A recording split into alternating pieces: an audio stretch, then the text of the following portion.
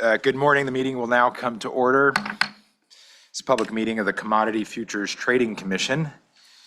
I'd like to welcome members of the public, market participants, and members of the media who are observing this meeting today. Also, as always, pleased to be joined by my colleagues, Commissioner Johnson, Commissioner Goldsmith-Romero, Commissioner Mersinger, and Commissioner Pham. In keeping with CFTC tradition, I'd like to recite the Pledge of Allegiance and invite anyone else to stand and join me.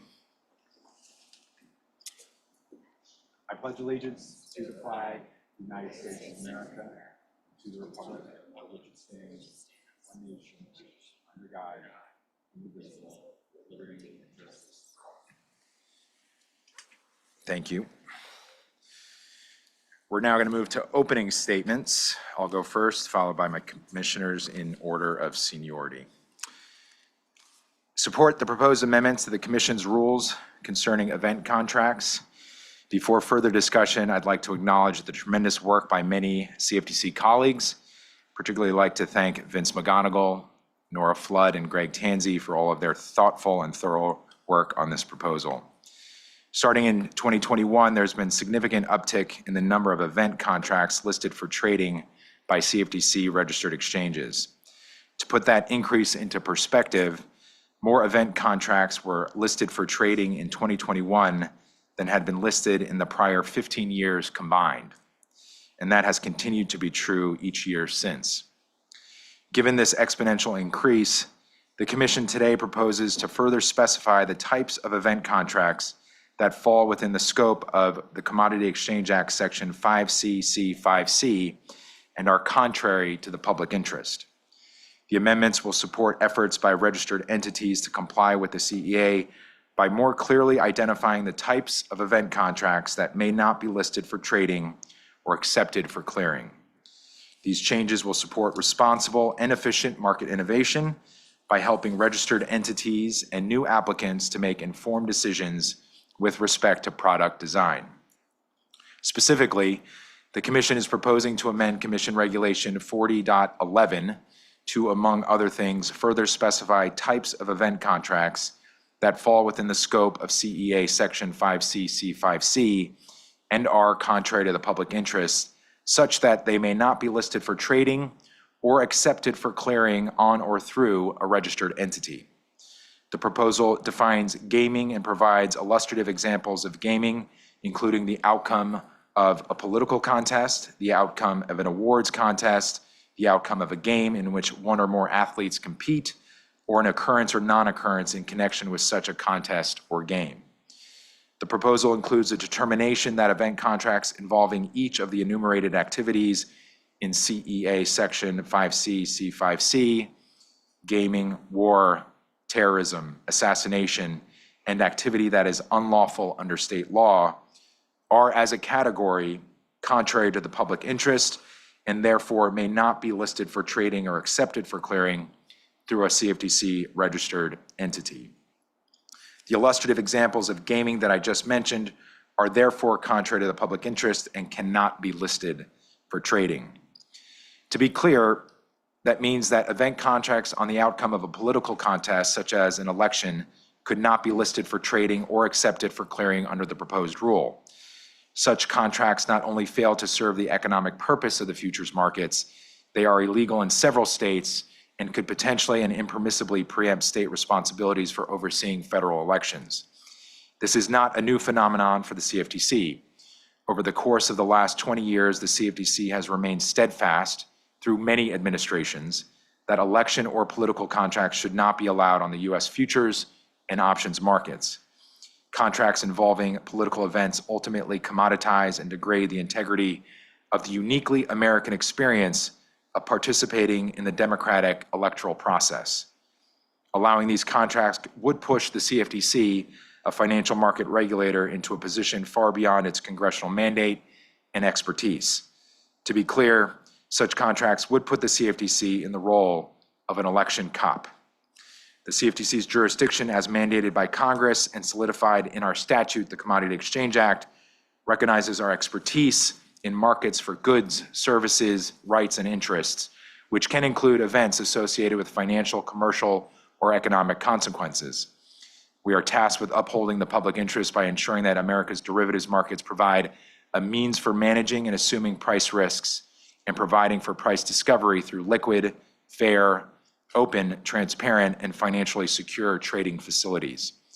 Market integrity is featured so prominently within the mandate that the CFTC has civil enforcement authority when it comes to the potential for fraud, manipulation, and other abuses such as the dissemination of false information in the underlying or commodity cash markets.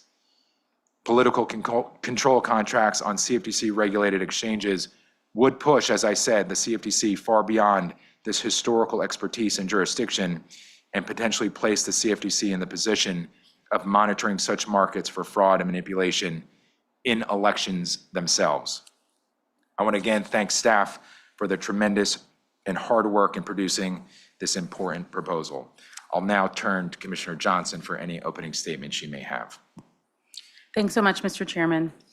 In September of last year, the CFTC issued an order clearly articulating through thoroughly well-reasoned grounds and recent legislative history and congressional action that the Commission will not permit the listing, trading, or clearing of certain types of contracts.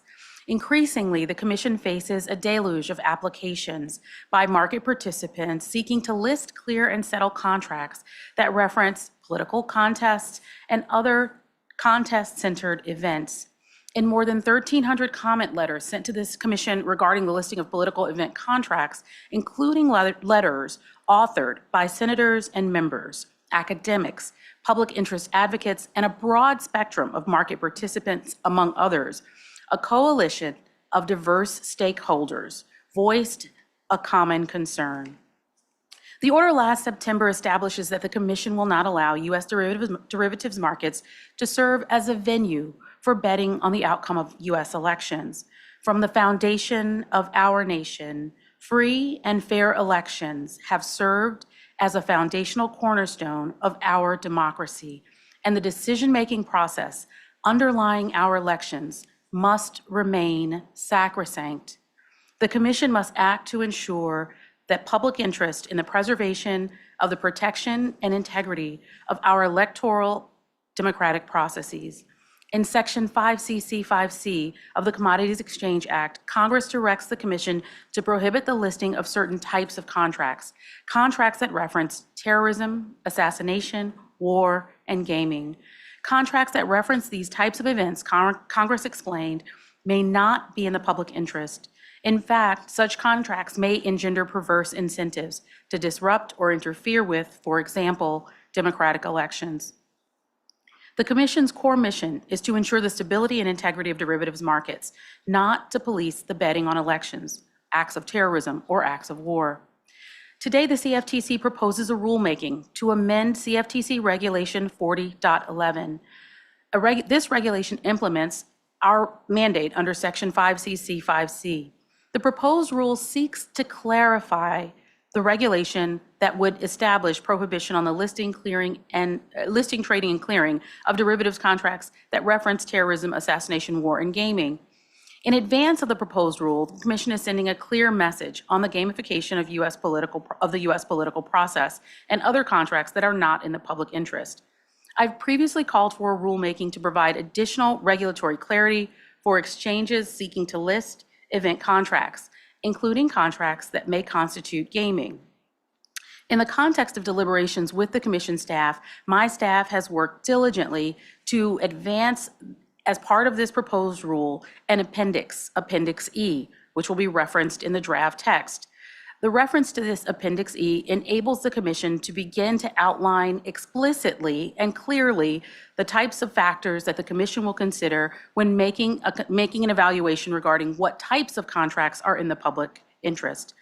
I think that this appendix provides an exceptional opportunity through the notice and comment period for the diverse coalition of stakeholders who have strong voices regarding the contracts that the Commission should oversee to directly influence the text of the rule, if not directly, then impliedly by influencing the factors that the Commission will consider. My office is assisting in drafting this Appendix E of Part 40, which will form and constitute part of our deliberation process. The appendix will distill the factors that are offered in the preamble that the Commission will contemplate when performing the public interest analysis. Consideration should be given to the utility of hedging and price discovery, the effect on market integrity, and potential external harms, among others. We explicitly welcome you to use the notice and comment period to help inform the decision that the Commission will make regarding the factors that will be integrated here. The appendix would serve the purpose of providing clarity to the market, particularly with respect to any future determinations the Commission may make under its authority to designate contracts, either in connection with an enumerated activity or in connection with the public interest analysis. I think it's important that the Commission is undertaking this rulemaking process, but I'd like to emphasize something I've stated impliedly, which is that we are entering a notice and comment period. Part of what will inform the Commission's decision regarding a final rule is the comments that we receive from you, the public. It's imperative that government operate from a place of transparency, and I think that this proposed rule, the notice and comment period, the opportunity to influence the factors that would be considered in the public interest analysis of the Commission in the appendix, create a pathway for engagement. That having been said, I can appreciate that the Commission's proposed rule could have benefited from even more robust engagement at the outset and over the course of its development. In the past, historically, the Commission has used an advanced notice of proposed rulemaking process when dealing with such thorny and complex issues. The advanced notice of proposed rulemaking process and roundtables or other engagement with the public often enable the Commission to form thoughtful views regarding the text of proposed rules. That said, I do believe that we are on our way with respect to a path that will help provide some clarity, much needed clarity for market participants. I'd like to acknowledge very quickly and thank those who have worked hard in the preparation of the proposed rule and spend some time during the question and answer period outlining what we understand the statutory expectations to be as established in the statute itself, congressional colloquy among members of Congress, and the precedent that the Commission has adopted in the period since the Dodd-Frank Act explicitly expanded our authority under 5cc 5C. Thank you so much, Mr. Chairman. Thanks, Commissioner Johnson. I now recognize Commissioner Goldsmith-Romero for any opening remarks she may have. Thank you, Chairman. Today, the Commission considers banning derivative contracts that allow someone to trade financially on the results or outcome of political elections.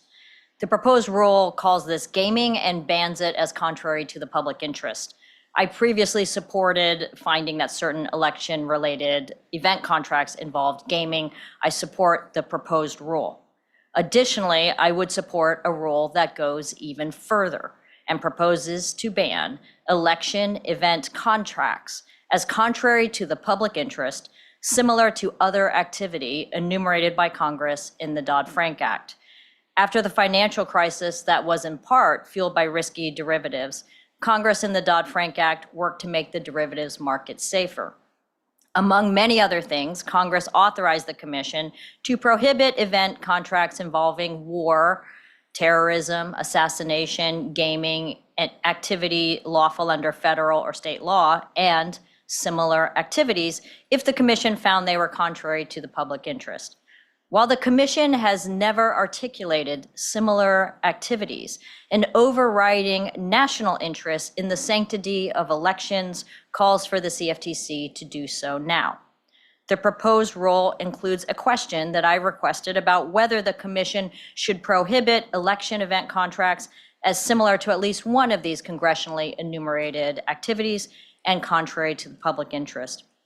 I'm very interested in commenters' views along with any reasoning so that the Commission can consider it as part of any final rule. I'm also interested in views on whether commenters think that ban should apply to all elections or some subset, for example, elections taking place in the United States. I see two reasons why political election contracts involve similar activity to the listed categories, such as war and terrorism. First, the CFTC is unable to ensure the integrity of the derivatives markets or underlying activity from manipulation, fraud, or abuse. Second, there's an overriding national interest, which is the sanctity of elections as foundational to democracy and national security. Event contracts that involve war or terrorism also involve an overriding public interest of national security. Let me say, I believe in U.S. markets. I believe in them precisely because effective regulation has made U.S. markets the safest and most trusted markets in the world.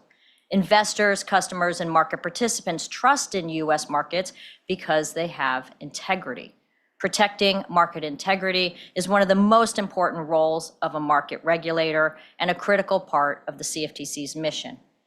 If markets lack integrity, there are serious repercussions. Fraudulent, manipulated, or abused commodity markets can translate to Americans paying more for groceries, gas, or to heat or cool their homes and businesses. The CFTC would be unable to ensure market integrity for event contracts involving political elections, even if we could, or if we had the appropriate authorities, which I believe we do not. Congress did not intend for the CFTC to have enforcement authority over elections. Congress also did not intend for the CFTC to have enforcement authority over war, terrorism, assassinations, or activities unlawful under state law or federal laws unrelated to CFTC regulated markets. Allowing products on our markets where the CFTC cannot ensure integrity creates an unacceptable risk of abuse, manipulation, fraud, disinformation, and other negative outcomes related to political elections. My enforcement experience has shown that the creativity of bad actors knows no bounds. The CFTC's inability to protect and ensure the integrity of these markets is especially concerning because there is an overriding national public interest. The sanctity of elections as a fundamental part of democracy and national security.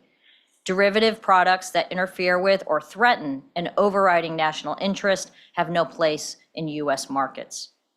Never before has the sanctity of elections been so critical or so under threat. The CFTC should not allow products in our markets with an unacceptable risk of unchecked abuse or manipulation that could threaten the sanctity of elections, thereby threatening democracy and national security. Disinformation has emerged as a very real threat to the sanctity of elections. Disinformation, sometimes fueled by bad actors on social media, including by nation-state actors. Information that comes out of the market for political event contracts where the CFTC cannot ensure and protect market integrity could be disinformation that advances the aim of bad actors. And with the emergence of generative AI, there are very real concerns over deepfakes and other disinformation that the CFTC cannot stop.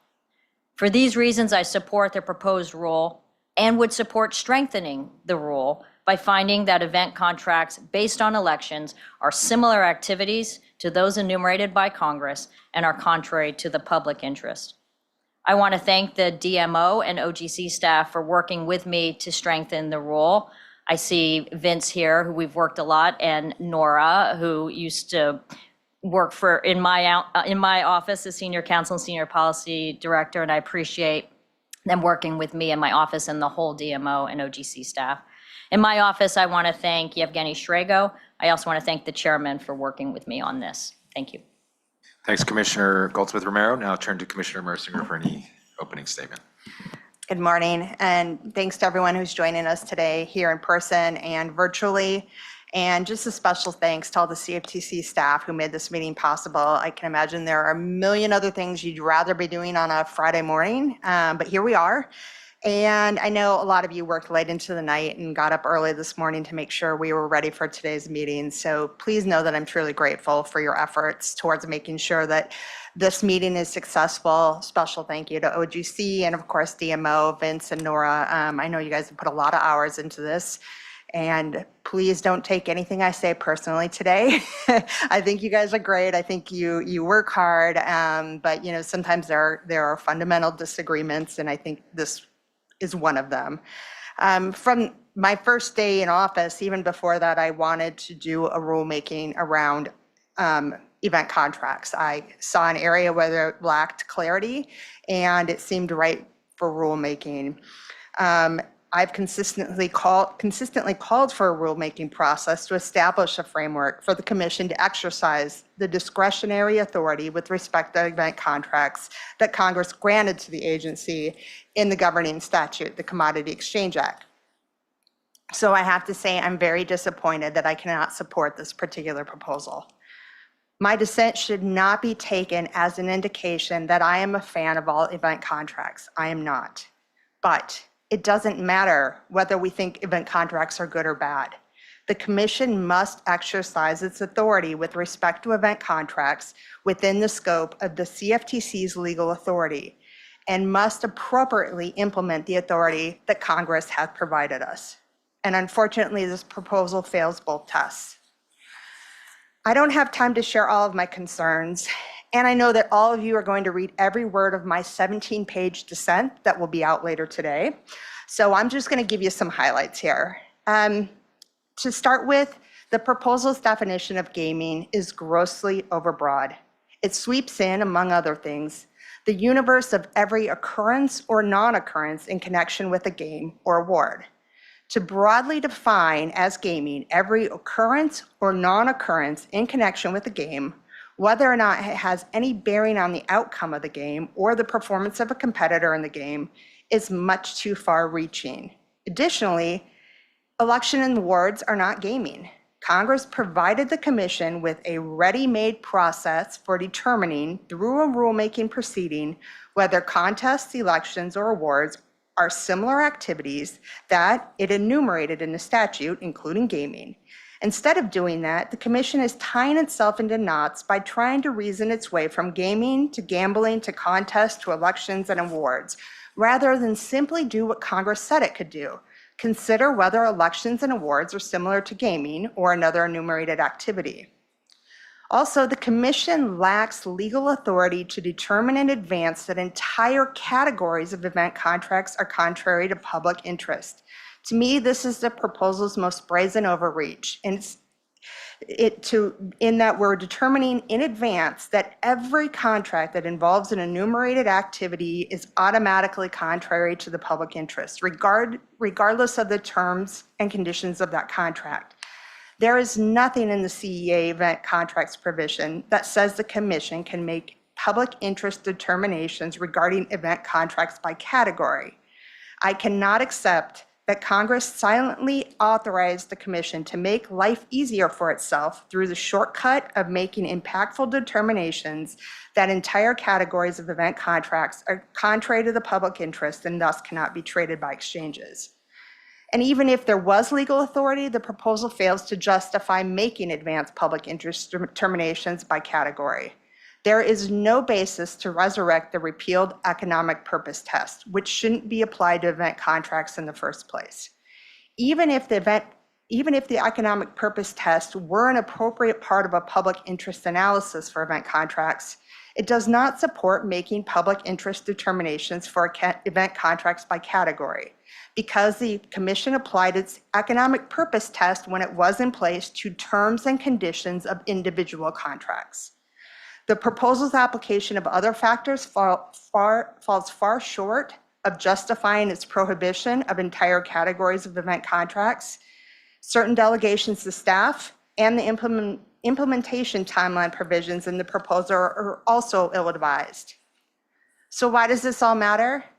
By making categorical public interest determinations in advance, the proposal would impermissibly transform the two-step analysis that Congress provided for event contracts into a single step.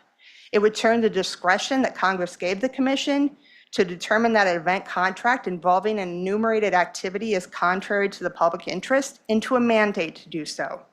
If Congress had intended that every event contract involving an enumerated activity is automatically contrary to the public interest and prohibited from training, it could have put such a simple step process into the statute, but it did not.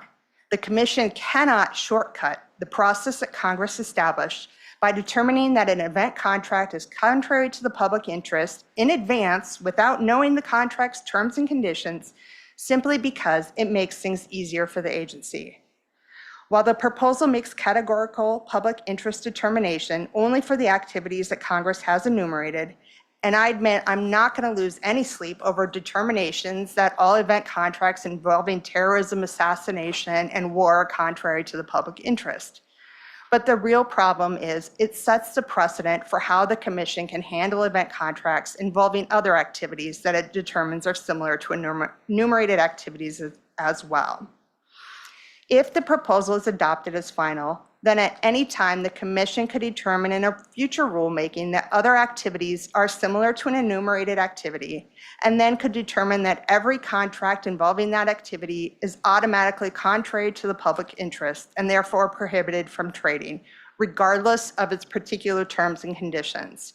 And given the deficiencies in the proposal's categorical public interest determinations discussed above, that appears to be a very low bar. I want to be clear. My dissent should not be taken as an endorsement of the wisdom of event contracts generally or of any particular event contract. Rather, it reflects my application of Congress's discretion to the Commission. Whatever we think of event contracts, we cannot rewrite the statute to claim an authority that Congress did not give us. Thank you. Thanks, Commissioner Mersinger. And now turn to Commissioner Pham for any opening statement.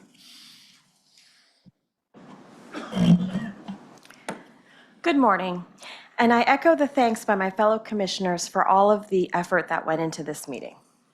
Today, the CFTC will take yet another step down a misguided path that encroaches so far onto states' rights that it makes a mockery of the 10th Amendment. It pains me to say that despite the road here being paved with good intentions, today's event contracts rulemaking is yet another example of how far the Commission has strayed from the requirements of the Administrative Procedure Act and the Constitution, and how little the Commission seems to care for fairness and due process under the law.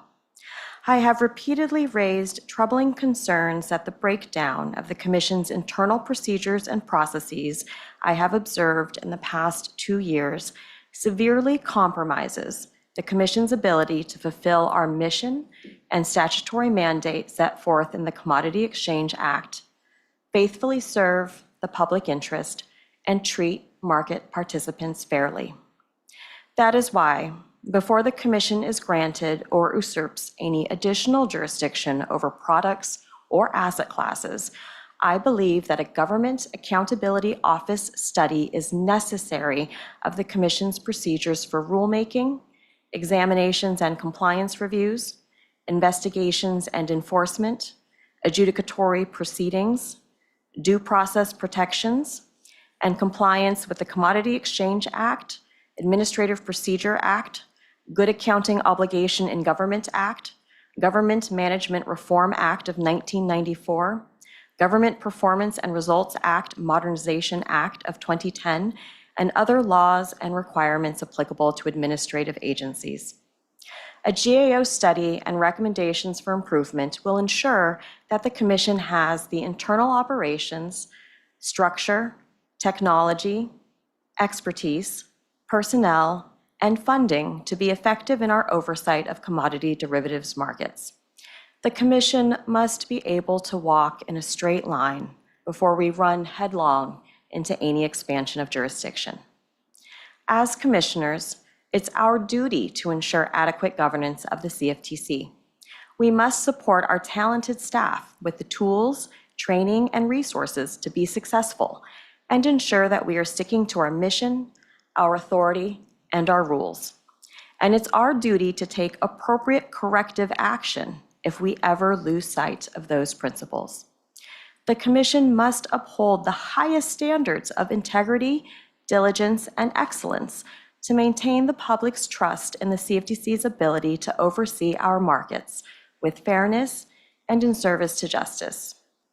Unfortunately, in the last 2 years, there has been a disturbing number of judicial opinions and public reports that the Commission is failing to meet those standards.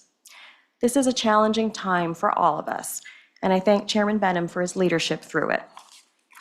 6 months into my term as a commissioner, I gave a speech to leaders and practitioners in compliance and enforcement on the well-known maxim, if you see something, say something. In my career as a senior compliance officer in the private sector overseeing billion-dollar compliance programs, my job was to implement policies and procedures, controls, monitoring, testing, and assessment to achieve compliance with laws and regulations to ensure safety and soundness of the bank and market integrity and conduct. These efforts included processes to identify, escalate, and report issues, and ensure remediation and self-reporting to authorities as appropriate. These responsibilities may not always be popular, as anyone familiar with compliance and internal audit are aware, but they're absolutely necessary. Not only did they keep the firm out of trouble, but they promoted trust with our regulators and clients and upheld the firm's reputation. As a public company, nothing less than the highest standard is owed to investors and other stakeholders. Well, the CFTC is a public institution, and I believe the Commission owes the American taxpayer that same high standard. At my last job, if I discovered the kind of issues that I've seen here at the CFTC, I would escalate and report those issues so they could be fixed. Now that I'm a commissioner, it's still my job to say something if I see something wrong, and it's what the CFTC expects of its registrants. In the government, the public trust is paramount. Failing to adhere to the law and principles of fairness that are essential to U.S. democracy not only causes us to fail at our mission, but it ultimately hurts the Commission and its dedicated public servants. We've seen a recent cautionary tale at one of our sister agencies that resulted in the resignation of 2 members of staff. It's important that the Commission is proactive now and takes stock of our own approaches to rulemaking, enforcement, and other administrative actions, that we acknowledge our issues, and that we get help when we need it. I have consistently raised concerns both internally and publicly about the CFTC's lack of procedures, improper expansion of jurisdiction, incorrect application of the law, increased delegation of authority, dubious enforcement actions and unfair adjudicatory proceedings, failure to comply with the Administrative Procedure Act, and general disregard for due process.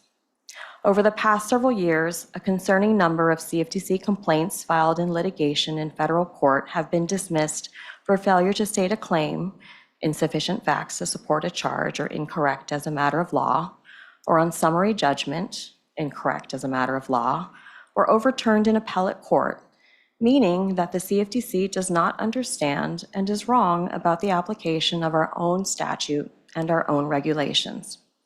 I am deeply disturbed that just a few weeks ago, a federal judge has called the CFTC's recent actions in another litigation matter troubling at best and ordered a hearing on sanctions against the CFTC for an alleged pattern of misconduct that includes knowingly submitting false statements to the court and attempting to intrude on attorney-client privilege. This is cause for alarm, and the Commission must address this crisis. The Commission's recent history with event contracts is another example of the CFTC's issues. The CFTC is currently a defendant in 2 litigation matters relating to event contracts that allege that the CFTC violated the Administrative Procedure Act, due process, and other constitutional rights. In one of the lawsuits, the U.S. Court of Appeals for the Fifth Circuit has called the CFTC the epitome of arbitrary and capricious, and found that the CFTC violated the Fifth Circuit's injunction. U.S. senators and members of Congress have sent letters to the Commission to express their concerns with the CFTC's conduct of the event contracts rulemaking. My concerns are informed by my decades of experience in both the public and private sectors.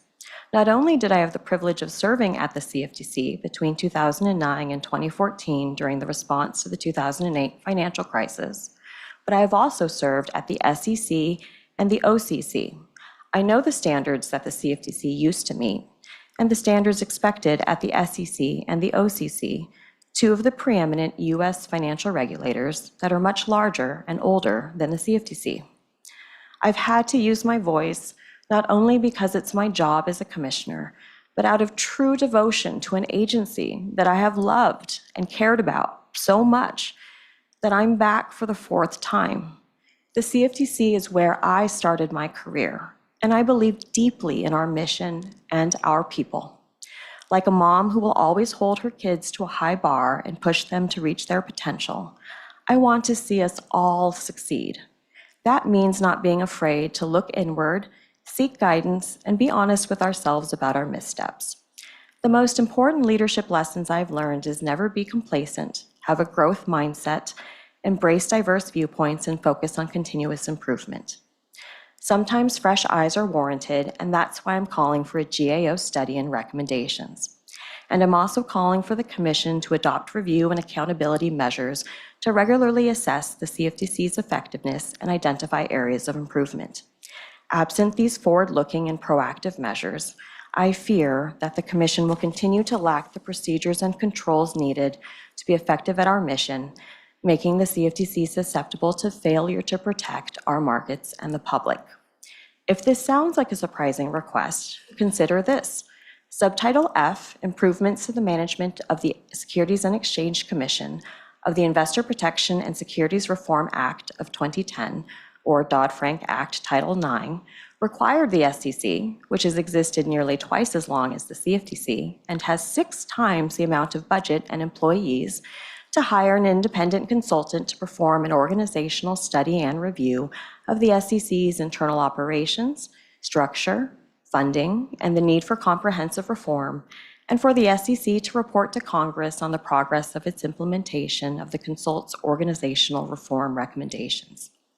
Dodd-Frank also requires the SEC to submit annual reports and certifications to Congress with an assessment of the effectiveness of the SEC's internal supervisory controls and procedures applicable to staff performing examinations, enforcement investigations, and reviews of corporate financial securities filings, and for the GAO to conduct regular reviews of the adequacy and effectiveness of the SEC's internal supervisory control structure and procedures.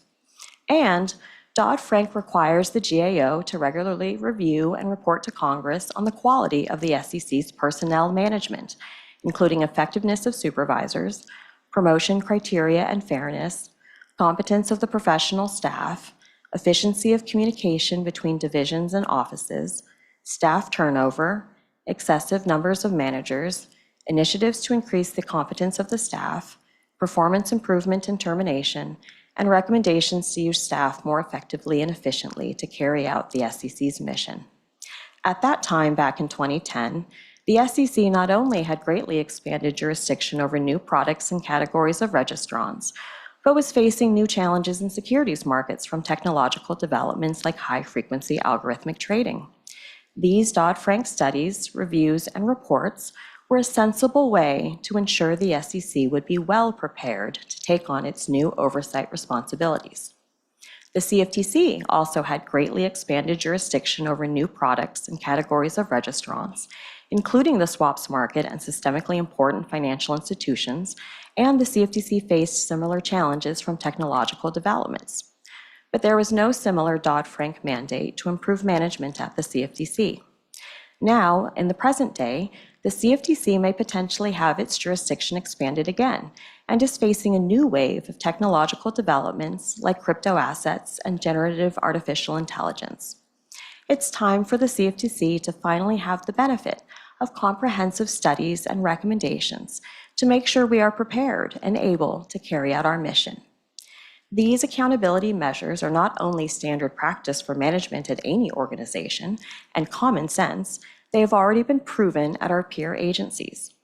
I think we'd all agree that the CFTC's mission is no less critical.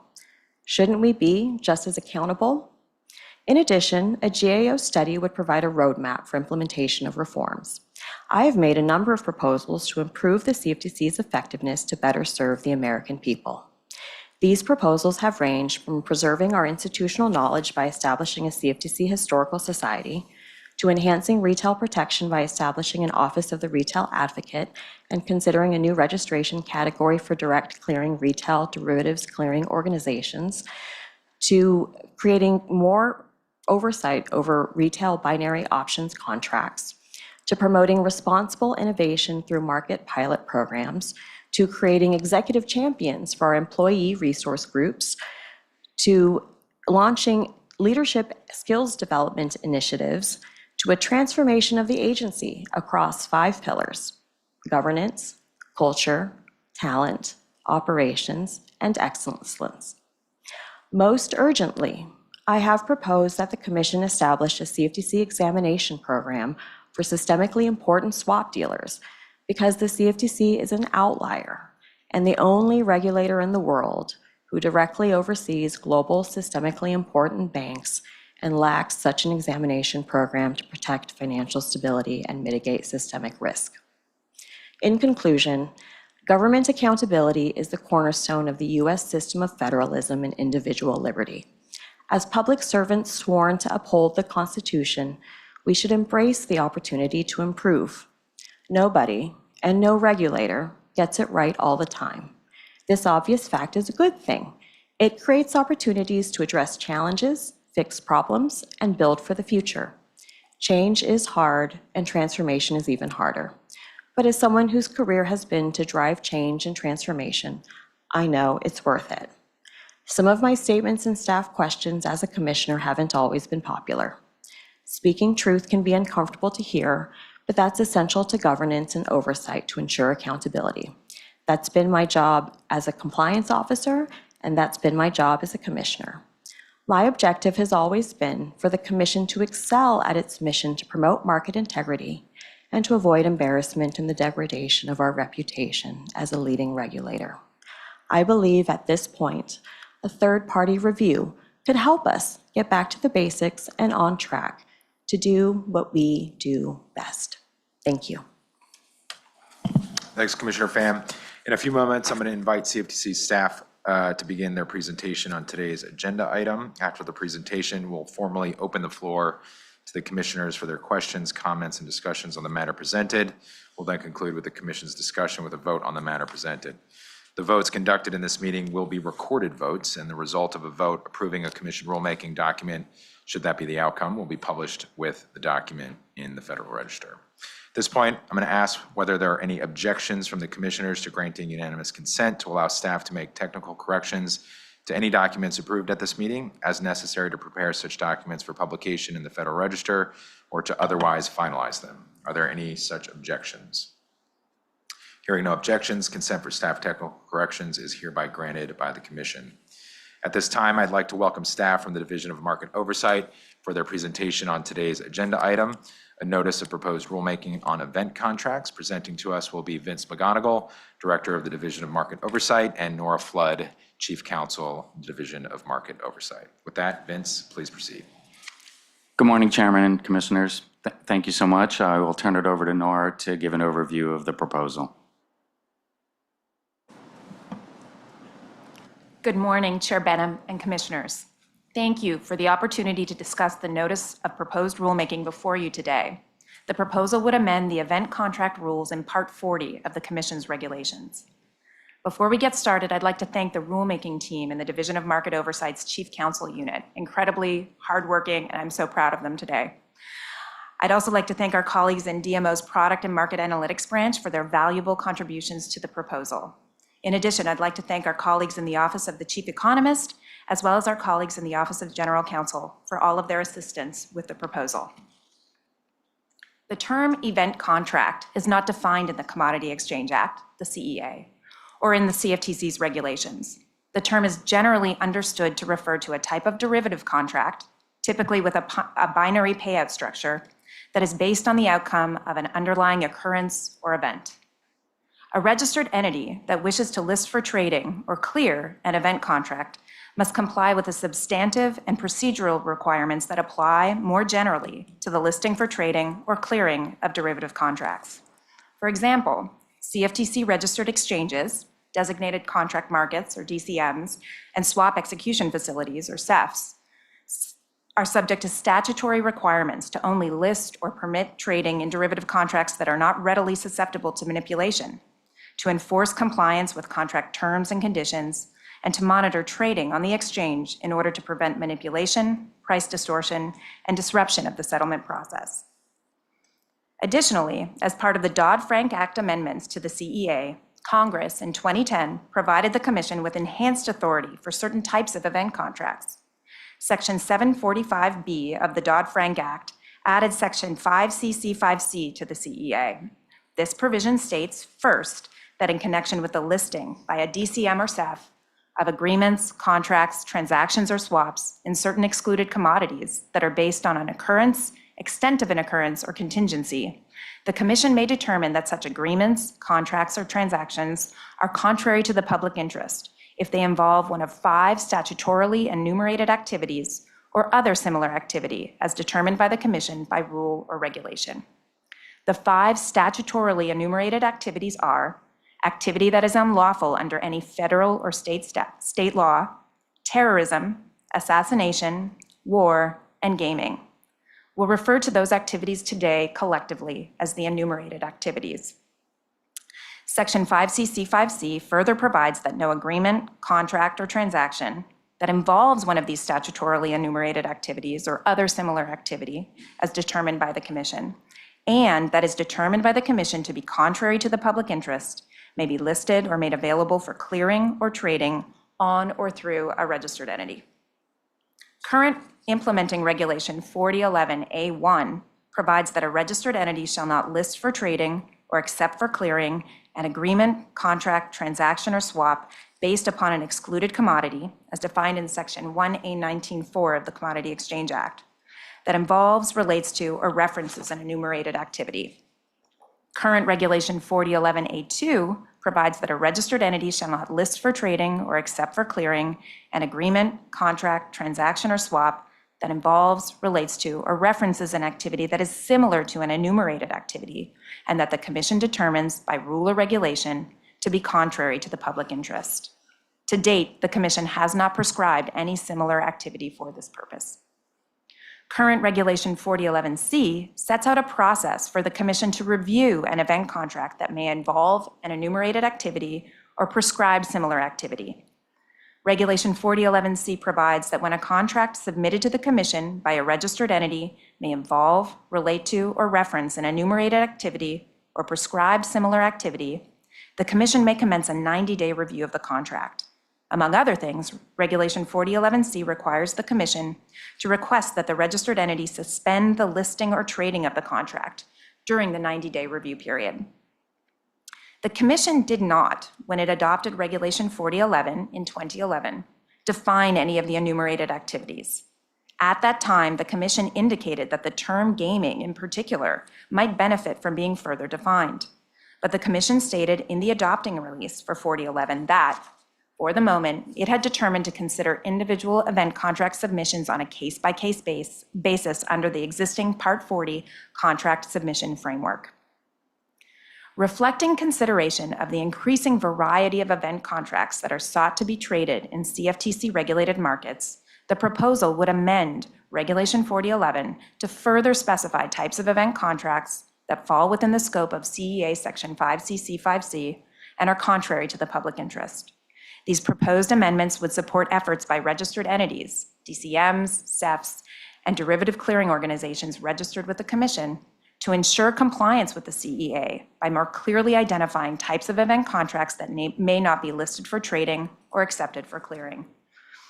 The proposed amendments would also reduce the need to undertake individualized, resource-intensive contract reviews. The proposed amendments should provide registered entities with a better understanding of appropriate event contract parameters.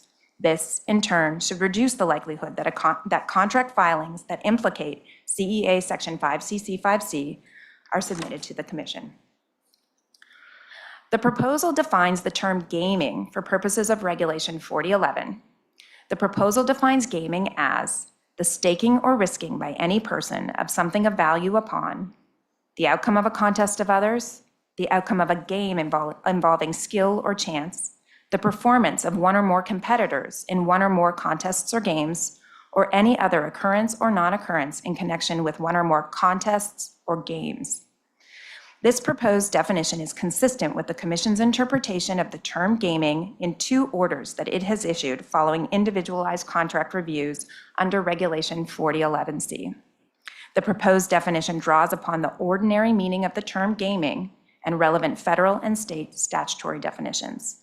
For example, a federal statute, the Unlawful Internet Gambling Enforcement Act, defines the term bet or wager, terms that are used interchangeably with the term gaming in common usage and dictionary definitions, as the staking or risking by any person of something of value on the outcome of a contest of others, a sporting event, or a game subject to chance, upon an agreement or understanding that the person or another person receive something of value in the event of a certain outcome. In order to provide additional guidance to registered entities and market participants, the proposal would provide, in the regulatory text, the following non-exclusive list of examples of activities that constitute gaming: the staking or risking by any person of something of value upon the outcome of a political contest, including an election or elections, the outcome of an awards contest, the outcome of a game in which one or more athletes compete, or an occurrence or a non-occurrence in connection with such a contest or game, regardless of whether it directly affects the outcome. Under the proposed gaming definition, there may still be instances where individualized reviews under Regulation 4011C are needed to evaluate whether a particular contract involves gaming, as proposed to be defined. CEA Section 5CC 5C entails a two-step inquiry. Event contracts and certain excluded commodities may not be listed for trading or accepted for clearing by a registered entity if the Commission finds that the contracts involve an enumerated activity or prescribed similar activity, and the contracts are contrary to the public interest. The proposal would amend Regulation 4011 to include a determination that event contracts involving each of the enumerated activities, terrorism, assassination, war, gaming, and activity that is unlawful under any federal or state law, are, as a category, contrary to the public interest and therefore may not be listed for trading or accepted for clearing on or through a registered entity. The proposal would also set forth relevant factors in a public interest evaluation. The term public interest is not defined in CEA Section 5CC 5C. The legislative history of the provision suggests an intent on the part of the drafters for the hedging and price-basing utility of a contract to be relevant considerations in a public interest review. This is also consistent with how, historically, the Commission has evaluated whether a contract is contrary to the public interest. The Commission has also regularly stated that other public interest factors may be considered in a public interest evaluation, and the activities that are enumerated in CEA Section 5C, terrorism, assassination, war, gaming, and activity that is unlawful under any federal or state law, indicate additional public interest concerns on the part of Congress beyond hedging and price-basing utility. Thus, the proposal recognizes that there are circumstances where other public interest considerations may support a determination that an event contract or category of contracts should not be listed for trading or accepted for clearing, even where the contract or category of contract may have certain hedging or price-basing utility. The legislative history of CEA Section 5CC 5C supports recognizing national security and, more broadly, the public good as relevant factors in an evaluation of whether a contract or category of contracts is contrary to the public interest. Some of the other factors that may be relevant when the Commission is evaluating whether a contract or category of contracts is contrary to the public interest include the extent to which the contract or category of contracts would draw the Commission into areas outside of its primary regulatory remit, whether the characteristics of the contract or category of contracts may increase the risk of manipulative activity relating to the trading or pricing of the contract, and whether the contract or category of contracts could result in market participants profiting from harm to any person or group of persons. The enumerated activities of terrorism, assassination, and war pose a threat to national and international security and entail violence and human suffering. Allowing trading in contracts involving these activities on CFTC-regulated markets could incentivize certain market participants to take a speculative position on whether these activities will occur or how wide-reaching their impact will be. Allowing trading in contracts involving these activities might even increase the risk of the activities occurring by creating financial incentives for a person or group of persons to take a position in a contract and then profit by carrying out the activity that the contract involves. In fact, similar concerns led to the shutdown in 2003 of the Futures Markets Applied to Prediction, or Future Map, program proposed by the Defense Advanced Research Projects Agency, an office within the Department of Defense. The Future Map program would have permitted traders to take positions on questions such as whether a particular political leader would be assassinated or whether a bioterror attack would occur. members of Congress raised concerns that the market would permit the perpetrator of a terrorist attack to profit from that attack, for example, and that the trading market might even incentivize terrorist attacks.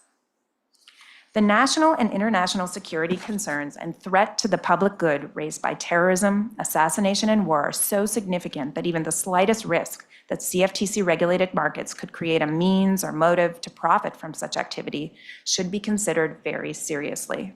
Accordingly, the proposal preliminarily determines that any contract involving one of these enumerated activities is contrary to the public interest and may not be listed for trading or accepted for clearing on or through a registered entity.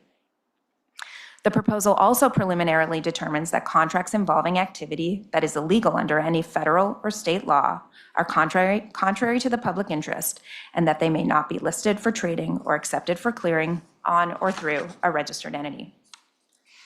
The proposal preliminarily determines that any contract that involves gaming, as proposed to be defined, is contrary to the public interest. Economic utility and other public interest factors inform the preliminary determination in the proposal that these types of contracts should not be listed for trading or accepted for clearing. The economic impact of an occurrence or non-occurrence in connection with a contest of others or a game of skill or chance, including the outcome of such a contest or game, generally is too diffuse and unpredictable to correlate to direct and quantifiable changes in the price of commodities or other financial assets or instruments. As such, contracts involving such occurrences or non-occurrences have limited hedging and price-basing utility.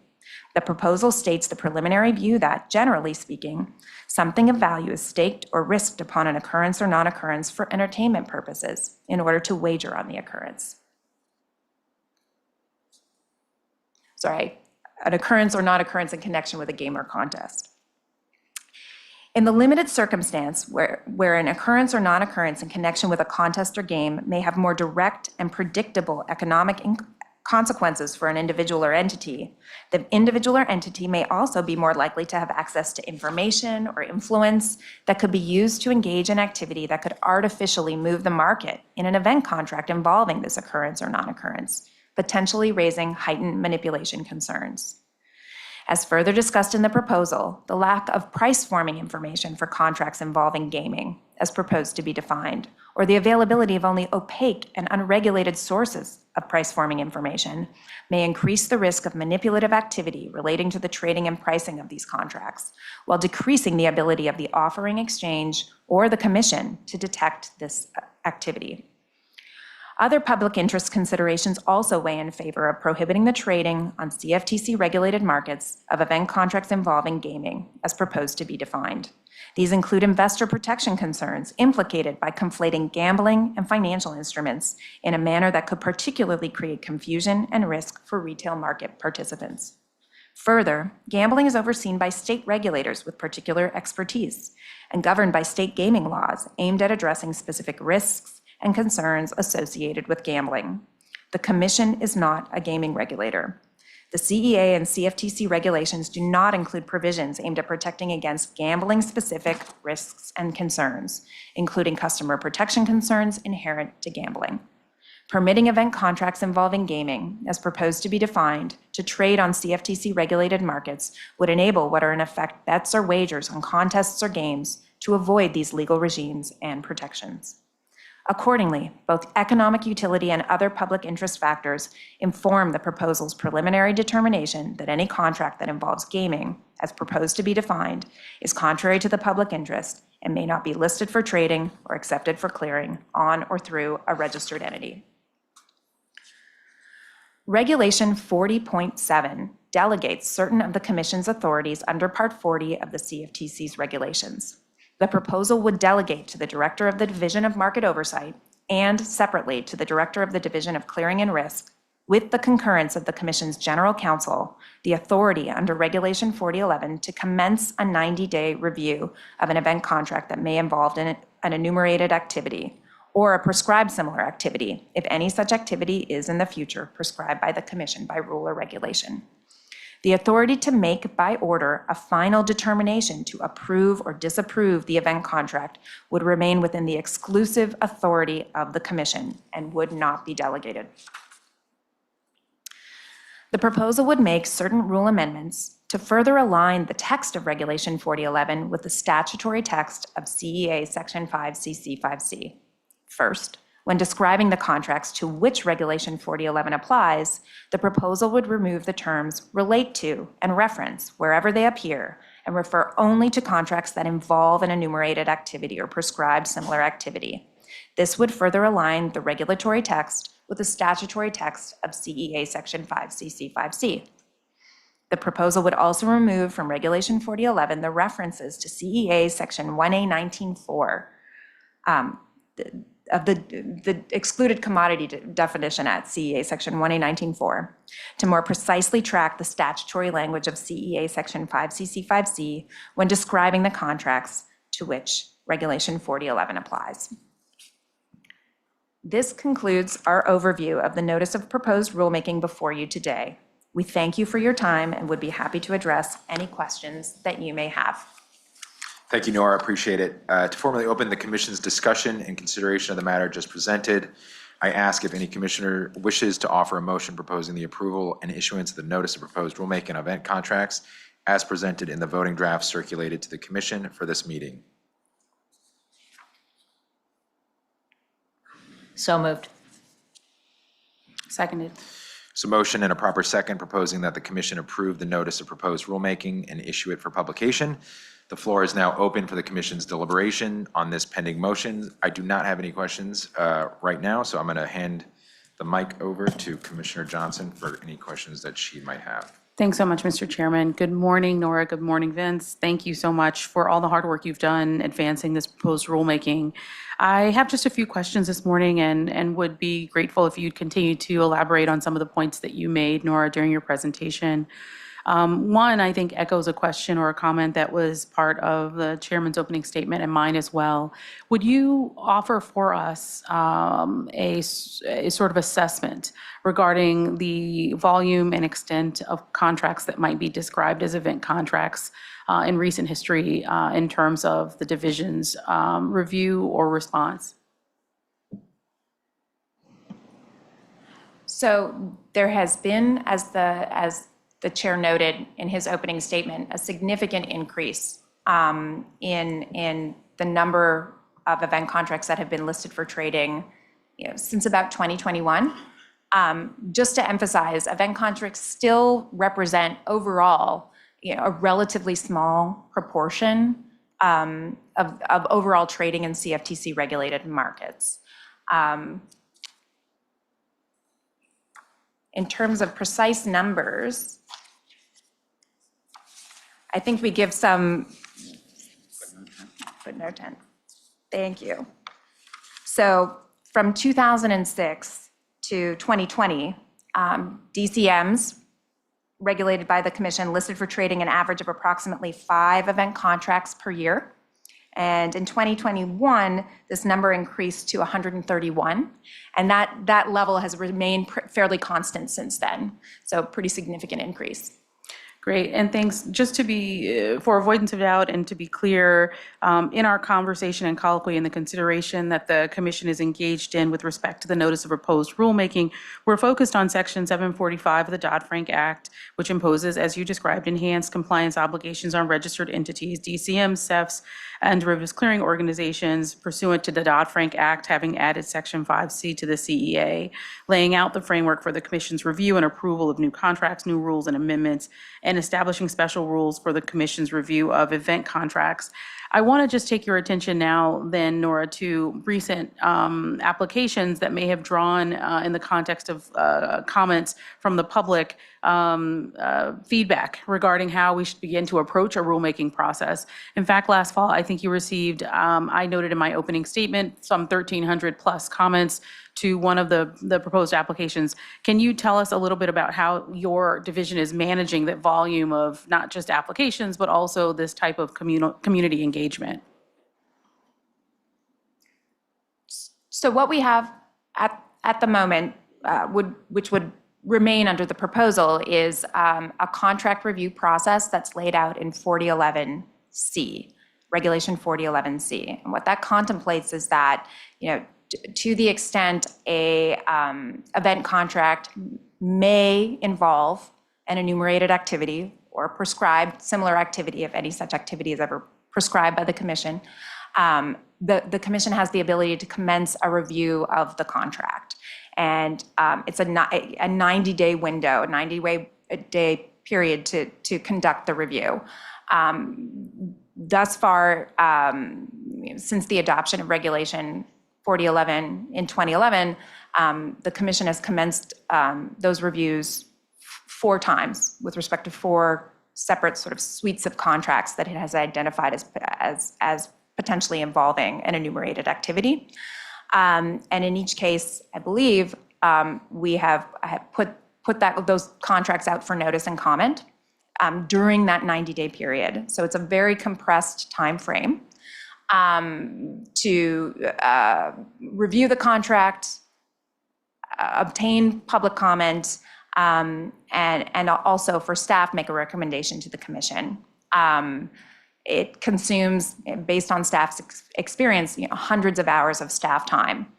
As I mentioned in my opening statement, we do anticipate that individualized review process would continue and would sometimes be initiated under the proposal.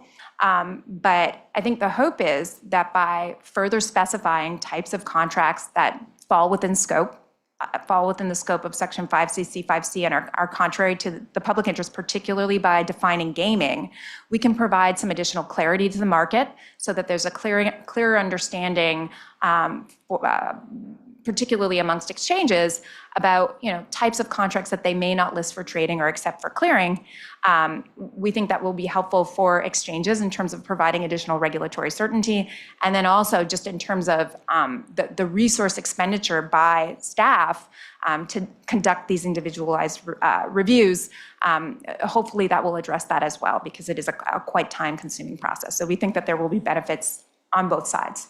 That's great. Thanks so much, Nora. I'm sitting with the statute, which is what I was directly quoting previously, but would highlight that in 2011, the Commission adopted CFTC Regulation 40.11, which you referenced, to implement Section 745 that was adopted as part of the Dodd-Frank Act. And under Section 40.11A, as you've described, subpart 1 or Romanet 1, there's a clear prohibition for a registered entity with respect to listing, trading, or clearing certain types of contracts based on an excluded commodity that involves or relates to one of the enumerated or referenced activities.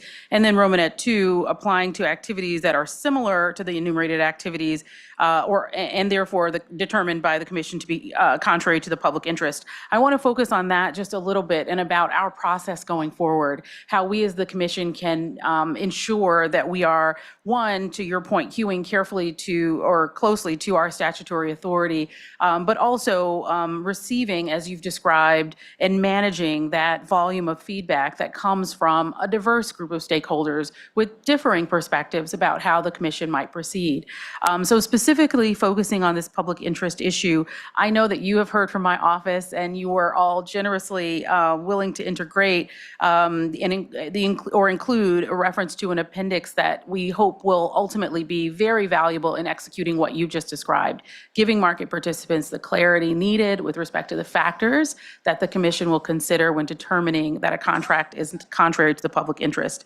I'm just hopeful that you'll share a little bit with us, if you might, and I realize this is not a question you may be fully prepared to answer and have fixed firm in the record, but if you might offer illustrations regarding the kinds of things that you're hoping commentators can anticipate that might be included among the factors that the Commission will consider, or things that comments we imagine could be helpful as we begin to organize this operational element of how that public interest assessment will work here at the Commission. Sure, and if I'm not hitting you straight on in terms of responding to the question, please feel free to just ask follow-ups, because I want to make sure that we're addressing it properly. So, a public interest evaluation is part of the process that's contemplated by Section 5CC, 5C.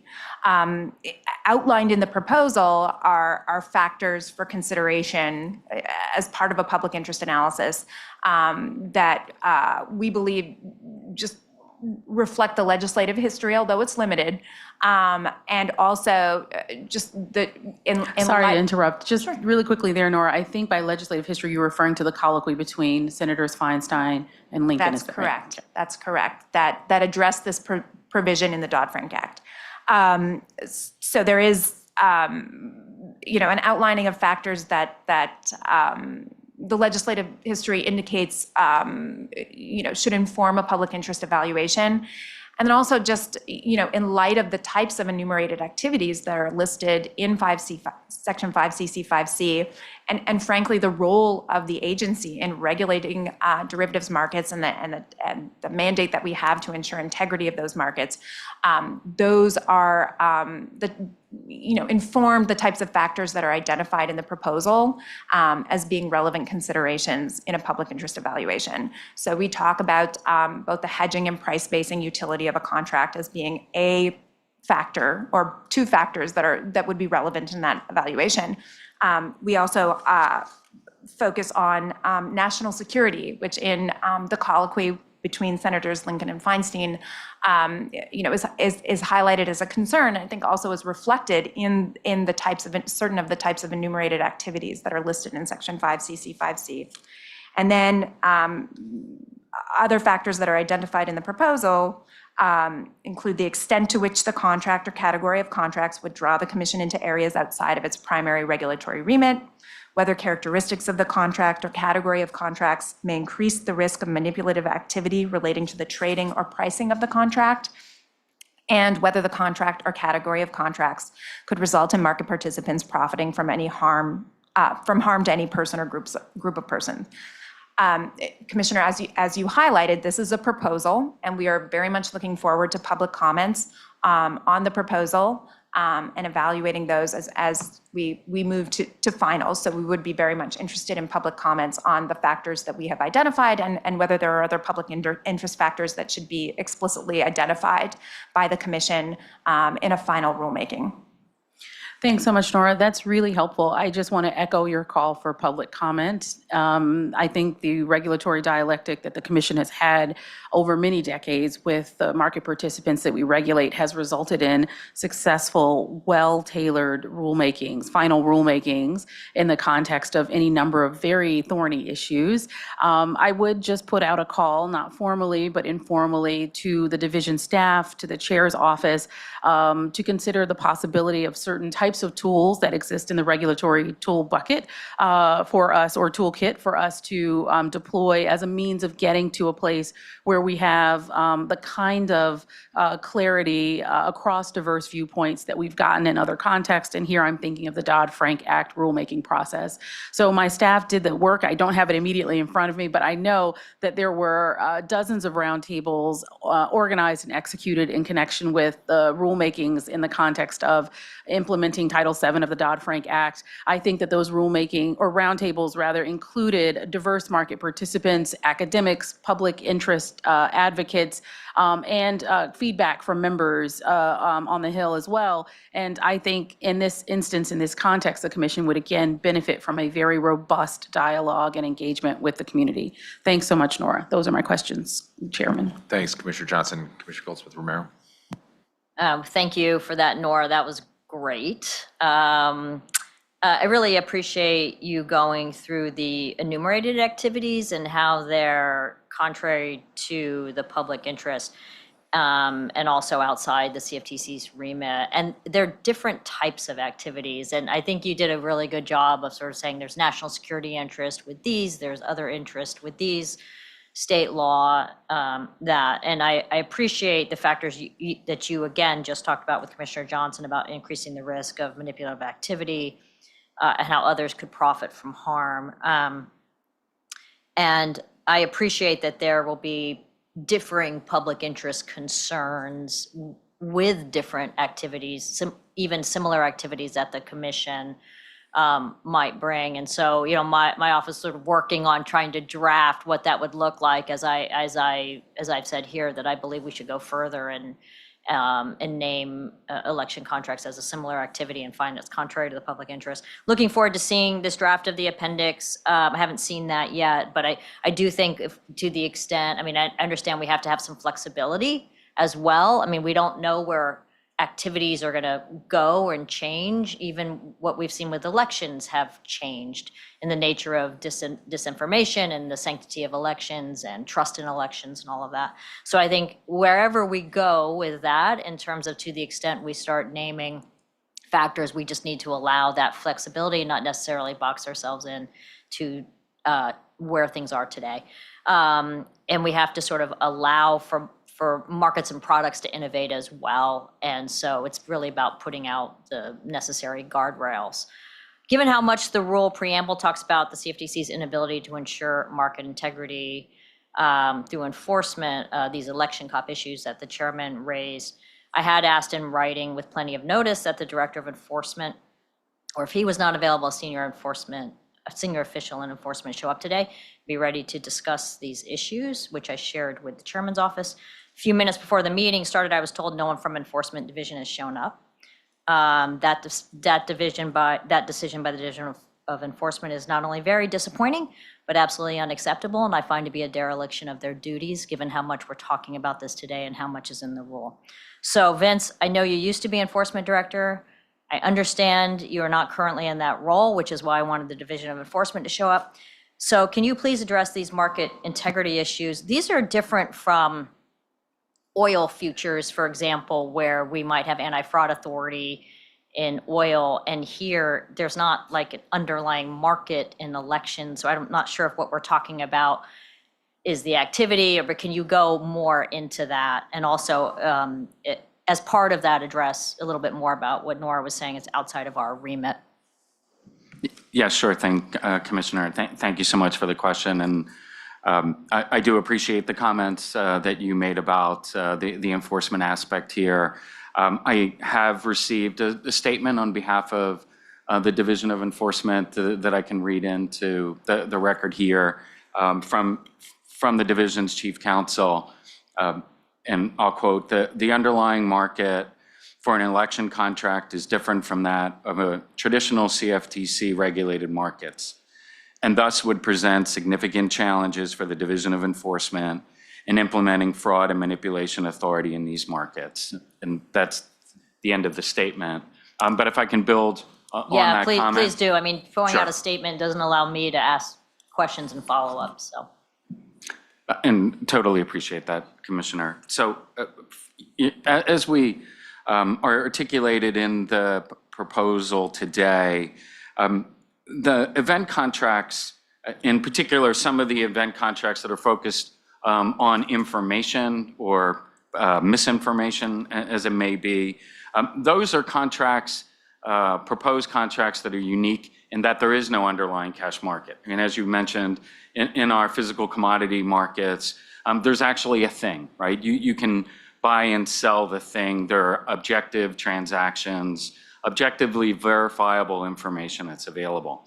So if you look at a proposed contract in an information market, that objectively verifiable information isn't available. And in fact, the sources of that information can be unclear and diffuse, as we've indicated in the proposal. So when we talk about the exchange responsibilities with respect to listing of contracts, and then I'll touch on the enforcement authority, as well as sort of resources associated with surveillance. So first, exchanges that are interested in listing a contract under 5CC or otherwise have listing requirements. There are core principle obligations and regulatory requirements that guide how these contracts can be listed. More often than not, the contracts are self-certified. So the SRO, the self-regulatory organization, is making a representation that they're in compliance with the Act and the regs. I would point out here, we have seen, at least on one occasion, as it relates to an event contract, of course, the exchange can seek commission approval. And I feel that for these particular contracts, that may actually be a preferred way to go, to to bring the issue to the commission. But the exchange's self-regulatory responsibility, primarily as it relates to the listing of contracts, I'll focus on core principles 3 and 4, the obligation to present a contract that's not readily susceptible to manipulation, as well as having the ability and the authorization to conduct, to ensure compliance, conduct surveillance, and guard against disruptions or abuses with respect to market integrity. So it very well could be that these contracts don't satisfy those core principle obligations for the points I've made earlier. If the market is so diffuse, or the market doesn't have an understanding of actually who can trade the thing and what barriers are in place or what restrictions are in place to ensure that there's integrity of the price, whatever that pricing mechanism is, that could be fatal to the contract. The SRO does have the ability to enforce against violations, but that enforcement authority only extends to market participants. And the types of contracts that we're seeing here are not limited to activity that could occur on the trading platform. In fact, the activity could be wholly outside of conduct that is occurring on the trading platform. And so where I think the next focus is of course the Division of Enforcement has strong and robust enforcement authority. False reporting, fraud, and manipulation in cash markets. But you have to know it. You have to be able to detect it. We don't have regulatory authority over these markets, these underlying information sources. And so to the extent that the Division of Enforcement or the Commission would have any window into what's happening, it's solely going to be based on tips, complaints, and referrals coming from market participants. And that information is not regulated. It is on an ad hoc basis. There aren't any record-keeping responsibilities. We don't have the same tools that is available to the enforcement division should the activity be occurring on a regulated market space. So, in evaluating the differences here between what we see in our regulated markets and likely enforcement challenges, echoing the comments of the Chief Counsel and modifying to my own language, I think the resource lift here would be and is going to be quite steep. Thank you for that. That's really helpful. And that would be the case with war, event contracts on war, assassination, terrorism. Absolutely. And again, particularly focused on your statement, right? The comments associated around the concerns associated around misinformation, injection of information or misinformation into the market, and extreme difficulty in isolating the source of that information and knowing that that information would have an immediate price impact on the intraday trading of these proposed contracts. Thank you. I think that's one of the most important points you've made today and a significant risk. Thank you. Thanks, Commissioner. Commissioner Mercer. Thank you. And I've got a lot to cover here in a short amount of time, so this might feel like an interrogation, which I'm usually very uncomfortable with, but luckily for you, I have a 17-year-old daughter and I've been practicing. So and this area gets complicated and intricate. I just want to make sure we don't lose sight of a few basic important points. So if you could just answer yes or no. So the provision of the CEA that addresses event contracts does not mention elections, does it? No. And that provision of the statute also does not mention awards either. No. And it doesn't mention contests. No. So now back to the legislative history. In the colloquy between Senators Feinstein and Lincoln, neither of them mention elections, awards, or contests, do they? No. So now I'm going to quickly switch to the economic purpose test. Just to be clear, the CEA provision on event contracts doesn't say that the commission must use the test, does it? No. And in fact, that provision of the statute doesn't mention economic purpose, hedging, or price basing, does it? It's focused on the public interest. So now I'm going to just walk through some of the history of the proposed rulemaking here. So the first draft that was circulated to the commission would have determined that 4 categories of activity that are similar to enumerated activity, and also that all event contracts involving those 4 categories of activities are contrary to the public interest and therefore prohibited from trading. And so this is the original draft circulated. Is that right? So, Commissioner, I'm a little uncertain about whether we can respond to what was we previously? understood was deliberative and non-public. But for sure, I appreciate that there were other topics Yep. as part of the rulemaking. Okay, I won't make you answer the question. I'll just say it did. And then less than 48 hours ago, we received a revised draft that deleted those, which I actually think does make this better. But at any point in time, the commission could do another rulemaking that added back those 4 categories or any full 4 categories that are similar to those activities. And we could do another categorical public interest review based on the way this proposal is set up. Is that correct? With the emphasis that, of course, that would be subject to the all APA requirements and notice and comment, right? So that would go out for proposal, and we would receive public feedback that would inform the commission's final determination.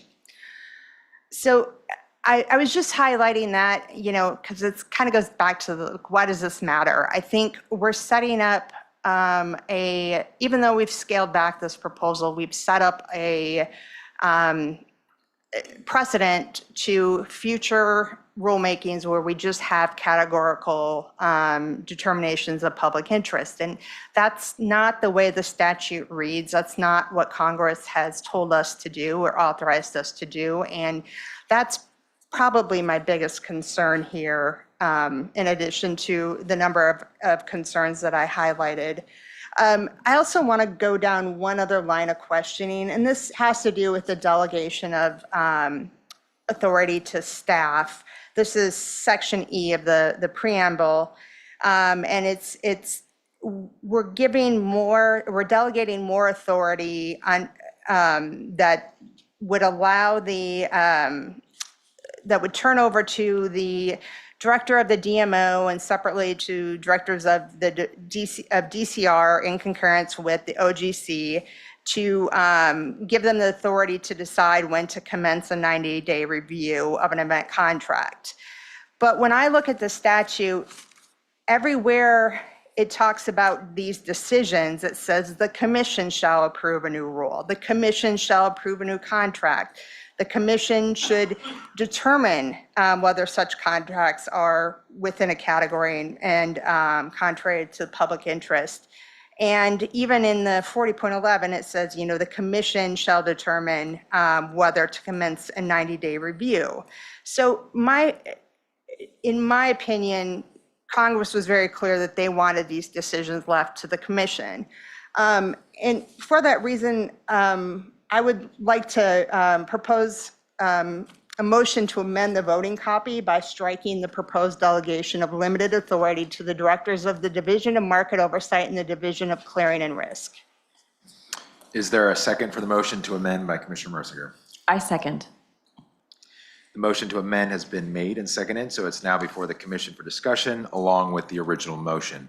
Commissioner, you continue to debate or discuss your motion, and then we'll go around for a second round so that those who have already spoken can potentially discuss if they choose. Yes, no, thank you. Again, I believe that the statute is clear that these are decisions that are best left to the commission. We've seen that sometimes the initial determination of whether or not to commence a 90-day review can be controversial in and of itself, and which is another reason that I believe that should rise to the level of the commission. And with that, I'll turn it back to the chairman and my fellow commissioners for their questions and comments. Thanks, Commissioner. Commissioner Pham, we'll go to you for your first round, and then we'll go for a second round. So there's continued debate. Well, I want to thank Commissioner Mersinger for submitting this motion. I have long warned about the dangers of excessive delegations of authority and how it is improper for the commission to abdicate our responsibility to engage in reasoned decision-making and carefully deliberate upon those issues which the Congress found in their wisdom to require the attention of the commission. Thank you. So Commissioner, if you have any other questions for no questions? Not on the motion, Well, in general on the proposal itself. in general. Okay. Yeah. I have a statement, and then I will hold my questions for the second round. I believe Chairman will do a second round. So we're going to do a second round. The idea was to do a brief second round of about 3 to 5 minutes. If that's enough, then you can certainly do that. Okay, thank you. I respectfully dissent from the event contracts proposal because it takes the CFTC's regulation of event contract markets backwards with its fundamental misunderstanding of how we regulate derivatives and the states regulate gaming. Instead of thoughtfully considering how to effectively regulate these markets while fostering innovation, the event contracts proposal ties itself in knots over the bounds of gaming, which Congress has neither asked nor directed the Commission to regulate. I am simply disappointed in this wasted opportunity to regulate retail binary options, sidestepping our responsibility, and concerned about its legal impact. The United States is built on a foundation of federalism. Federalism reflects the founders' understanding that a one-size-fits-all approach would not work for this country and allows for states to govern in ways that best suit their residents. The simple language of the 10th Amendment to the Constitution emphasizes that the federal government is a government of limited and enumerated powers.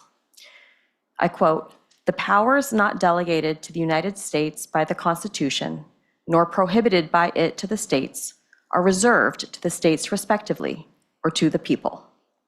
The 10th Amendment, importantly, protects the American people from federal encroachment. State regulation of gaming, ranging from betting to lotteries, is long established in the United States and is clearly a power reserved to the states. No one understands their local cultures, economies, and values better than the states, which leads to state laws that have been crafted to reflect the needs of their residents.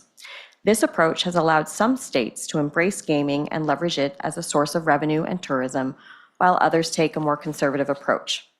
When it comes to event contracts related to gaming, I have been clear that the CFTC should exercise caution, primarily because I believe the Commission fundamentally misunderstands the law in this area and congressional intent. That fear has proven well-founded with the event contracts proposal. The CFTC has a role in regulating event contracts as a market regulator, but it is essential that the CFTC does not encroach upon the prerogatives of states. An appropriate event contracts proposal would have struck a balance between federal oversight and state autonomy by focusing on the CFTC's core mandate of promoting market integrity and stability and protecting market participants from fraud and abusive practices. In doing so, the CFTC could have maintained the integrity of event contracts without undermining the authority of state governments. Instead, as I will explain, the event contracts proposal bigfoots into state regulation of gaming by drawing unintelligible lines in the sand that will either at best result in confusion for state gaming authorities or at worst push event contracts into illegal, unregulated offshore markets. The Constitution's Supremacy Clause provides that, quote, "The laws of the United States shall be the supreme law of the land, and the judges in every state shall be bound thereby, anything in the Constitution or laws of any state to the contrary notwithstanding." This language is the basis for the doctrine of federal preemption, according to which federal law supersedes conflicting state laws. The Supreme Court has identified two general ways in which federal law can preempt state law: expressly, when a federal statute or regulation contains explicit preemptive language, and impliedly, when its structure and purpose implicitly reflect Congress's preemptive intent. But the federal government cannot preempt traditional state powers that are the exclusive domain of states to regulate, recognizing the right to self-determination by the people. The event contracts proposal uniquely ignores the fact that the limits Congress placed on the Commission's regulation of event contracts save the commission from becoming a gaming regulator. In other words, the commission could have relied on implied preemption to regulate event contracts as derivatives in our markets, separate and apart from state gaming regulation. Instead, the commission creates preemption concerns by proposing a gaming definition that incomprehensibly relies so heavily on state law that I don't know how any exchange could understand where the commission's rules begin and end for these contracts. Together, under Commodity Exchange Act Section 5C, C5C, Rule 40.11, and the preamble to the final rulemaking for Rule 40.11, whenever an event contract is prohibited by Rule 40.11 depends on the underlying activity that the contract is based upon. When the Commission reviewed an exchange's political control contracts, I raised that the underlying activity was political control, which was neither terrorism, assassination, war, gaming, nor unlawful under any federal or state law. Therefore, Rule 40.11A1 did not apply, and I thought that it should be reviewed under the Commission's regular process. Yet, in disapproving the contracts, the Commission argued that, quote, taking a position in the congressional control contracts, end quote, amounted to gaming. Well, when taking a position in a derivatives contract is gaming, the Commission starts to look like a gaming regulator. But Congress may not compel a state to enact or enforce a regulatory regime, and indeed, Congress has not here. Yet, in doubling down on its logic in the event contracts proposal, when the act of entering into a derivatives contract that meets the proposal's overbroad definition of gaming, drawn from dozens of state laws, is now gaming under the Commission's jurisdiction, we begin encroaching on state gaming oversight. State-regulated sportsbooks, in trying to comprehend where the Commission's gaming derivatives begin and traditional bets end, will be captured in this confusion and question the need to register themselves with the Commission as exchanges. I certainly don't want the Commission to be registering Las Vegas sportbooks and other betting venues. So Congress has been clear in its direction for the CFTC. Read together with the authorizing statute, Congress intended that the Commission regulate event contracts within the bounds of the Section 5C prohibitions. Instead of telling market participants how we will regulate the innovative contracts and exchanges that have appeared in recent years, the Commission has decided to identify the types of event contracts that may not be listed for trading or accepted for clearing, seemingly primarily to avoid the work. If the number of contract reviews has increased, then the Commission should increase its resources and capacity, not prohibit public activity. As referenced above, the Commission then embarks on a survey of state gaming definitions to insert the concept into the Commission's rules. The Commission even notes the approach reflects the similar approach taken in numerous state gaming statutes and mentions 35 states. In fact, the word state appears in the 95-page release 133 times. The event contracts proposal reads as a defense against becoming a gaming regulator, but while inserting state gaming into our rules, which is not only confusing but unnecessary, because again, Congress has clearly defined our role with respect to the states. To make matters worse, the Commission then leaps from the overbroad, vague definition of gaming to provide examples of the types of event contracts that the Commission believes fall outside of the scope of Section 5C, C5C, and by extension, Regulation 40.11.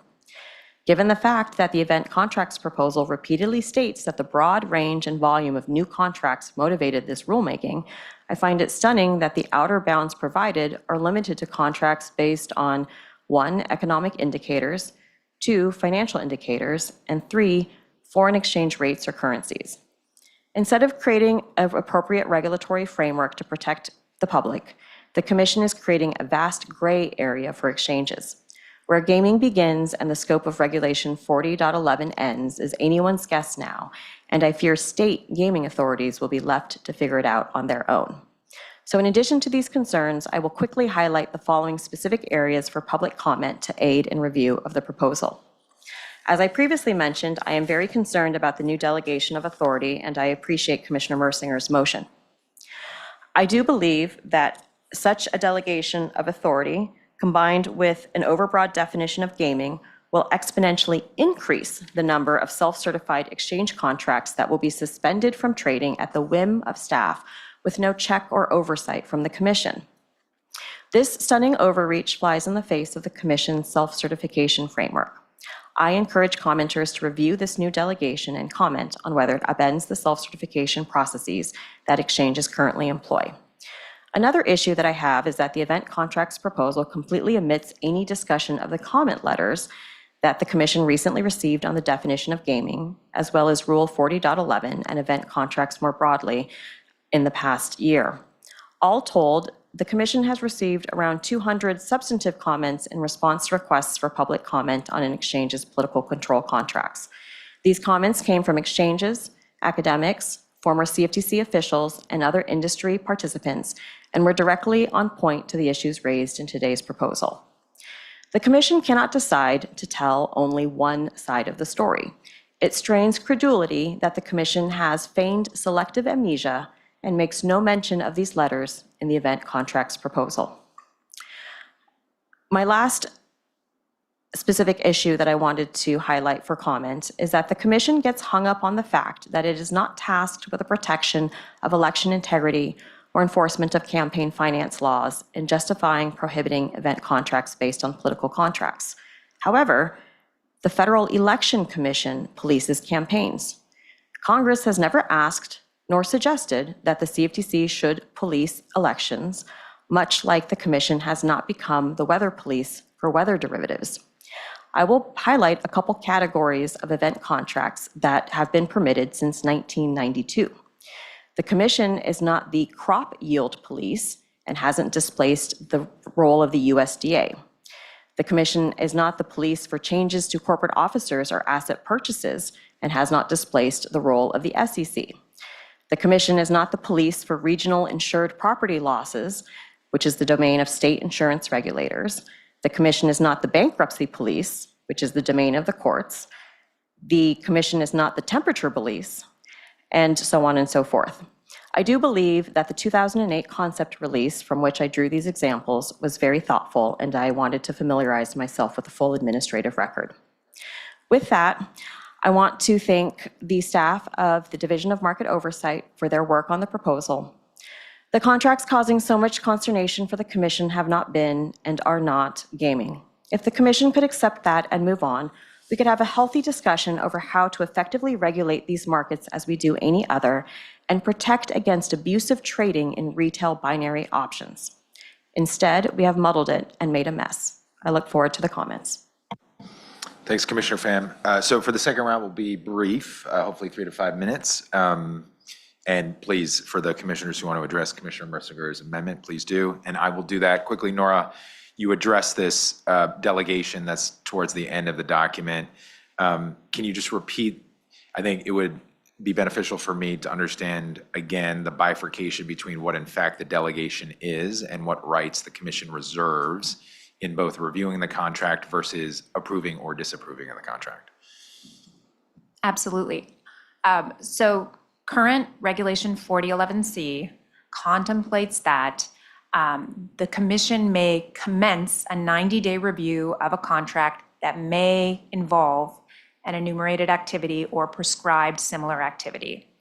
And then at the end of the 90-day period, subject to an extension requested by the offering exchange, the Commission must make a final determination as to whether that contract is or is not prohibited. So what the proposal contemplates is that the authority to commence the 90-day review. So effectively, to have staff be able to raise their hand and say, let's put a pause on this while the Commission reviews whether a contract that may involve an enumerated activity or prescribed similar activity in fact does, such that it may not be listed for traded or accepted for clearing. The staff can sort of raise its hand, the directors can raise their hand and say, let's put pause and review this contract. The authority to make that final determination would remain exclusively with the Commission. So the final policy decision would remain with the Commission. And I think we just have to think about the delegation in the proposal in light of the fact that we do have a self-certification regime, which some of the commissioners mentioned during their statements and Vince also mentioned, right? And the way that works is that an exchange has the ability to self-certify the contract, certify that it complies with the act and the regulations, submit it to us, and if it self-certifies, the contract can be listed on the next business day for trading. And once it's listed, there's very limited recourse for the commission to take to the extent that there are sort of issues with the substance of the contract. So we believe that the delegation will allow, a overall agency, more swift agency response to address contracts that under this proposal would be contracts that would be identified as potentially raising public interest concerns. Again, it would just be so that staff could raise their hand and say, let's look at this contract further. The final determination would remain with the commission. Thanks, Nora. So two-step process, sort of reviewing the contract versus approving, disapproving the contract. The Correct. existing language would delegate authority to the division to put a pause and review, but ultimately the commission is making the final decision on the approval or disapproval. Thank you. Correct. Commissioner Johnson, I'll hand over to you. Thanks so much, Mr. Chairman. I don't have additional questions. Thanks, Commissioner Johnson. Commissioner Goldsmith-Romero. Thank you, Chairman. So first of all, I don't have an aversion to delegated authority and sometimes find it to be very helpful. And with my 21 years in federal government, there's been a lot of times where delegation has been very helpful, particularly where we need to move swiftly. I realize the delegation here to commence the 90-day review is narrow. This issue did come up in the past. I have looked at the language of the CEA in naming the commission rather than the CFTC. And I can say we can act pretty swiftly. So if something needs to be happen, I think the staff could raise their hand and we could act very, very swiftly. And I appreciate that the policy decision lies with the commission in this instance. I'll support Commissioner Mercinger's amendment. Thanks, Commissioner. Commissioner Mercinger.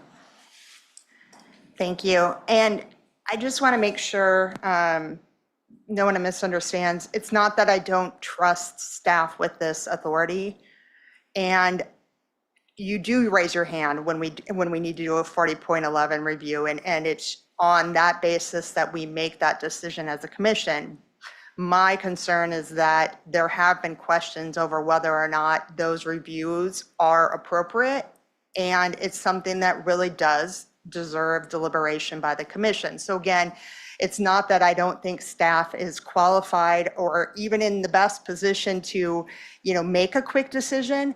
I think sometimes the question of whether or not to review a contract in this particular case requires commission decision and the deliberative process of undergoing a commission review, which is why I have asked, to strike this section of the proposal. So I just want to make sure I'm not questioning anyone's ability to do this. And, sometimes it is a lot easier when we leave things at the staff level. And here, I'm sure it would be, but I think these are questions that deserve deliberation by the commission, and Congress said that as well. So that's why I'm asking to strike that language. Just a couple other things, because this is our last round of questions. Just a couple things I wanted to highlight real quickly. I certainly agree with Commissioner Johnson. I would love to see roundtables and have more discussions on this particular issue and just generally, kind of how we regulate and consider binary options. I think it's a difficult area of jurisdiction. It doesn't really fit with anything else that we do, and we could really benefit from more stakeholder engagement. Also to Commissioner Goldsmith-Romero's point on enforcement, I am really struggling with this idea, and Commissioner Pham brought this up as well, that somehow having these contracts makes us the cop over some underlying market, but these aren't cash markets. They're not like anything else where we have fraud and anti-fraud and anti-manipulation enforcement authority. So it gets very weird when you start saying, this could put us in a situation where we have to be policing the integrity of elections when, as Commissioner Pham pointed out, we don't police police the, integrity of weather. It just gets very difficult to understand. And so I do wish we would have had someone from enforcement here to address this a little bit more. And I think it is disappointing. I mean, I think last count, we have about 162 attorneys in enforcement. It would have been nice for someone to come at Commissioner Goldsmith Romero's request, especially since I know we have a closed meeting after this. So I'm certain we will see folks from enforcement. We also have virtual options. So I would just say in the future, if a commissioner asks to have somebody from another division present to be able to answer questions, I think it would be a nice thing to do. Finally, even regardless of my amendment and the outcome on that, at the end of the day, I still won't be able to support this proposal because I would have liked to have seen us look at, if election contracts were a concern, I would have liked us to created that separate category. In addition to that, remember that the way the statute is written, we are supposed to do a public interest determination on the contract specifically, not on the category. And unfortunately, because we're doing this by category, it makes this, to me, we have violated the instructions that we received from Congress. So with that, those weren't questions, I'm sorry. But with that, I will turn it back to the chair. Thanks, Commissioner. And any final comments from Commissioner Pham? I just have one.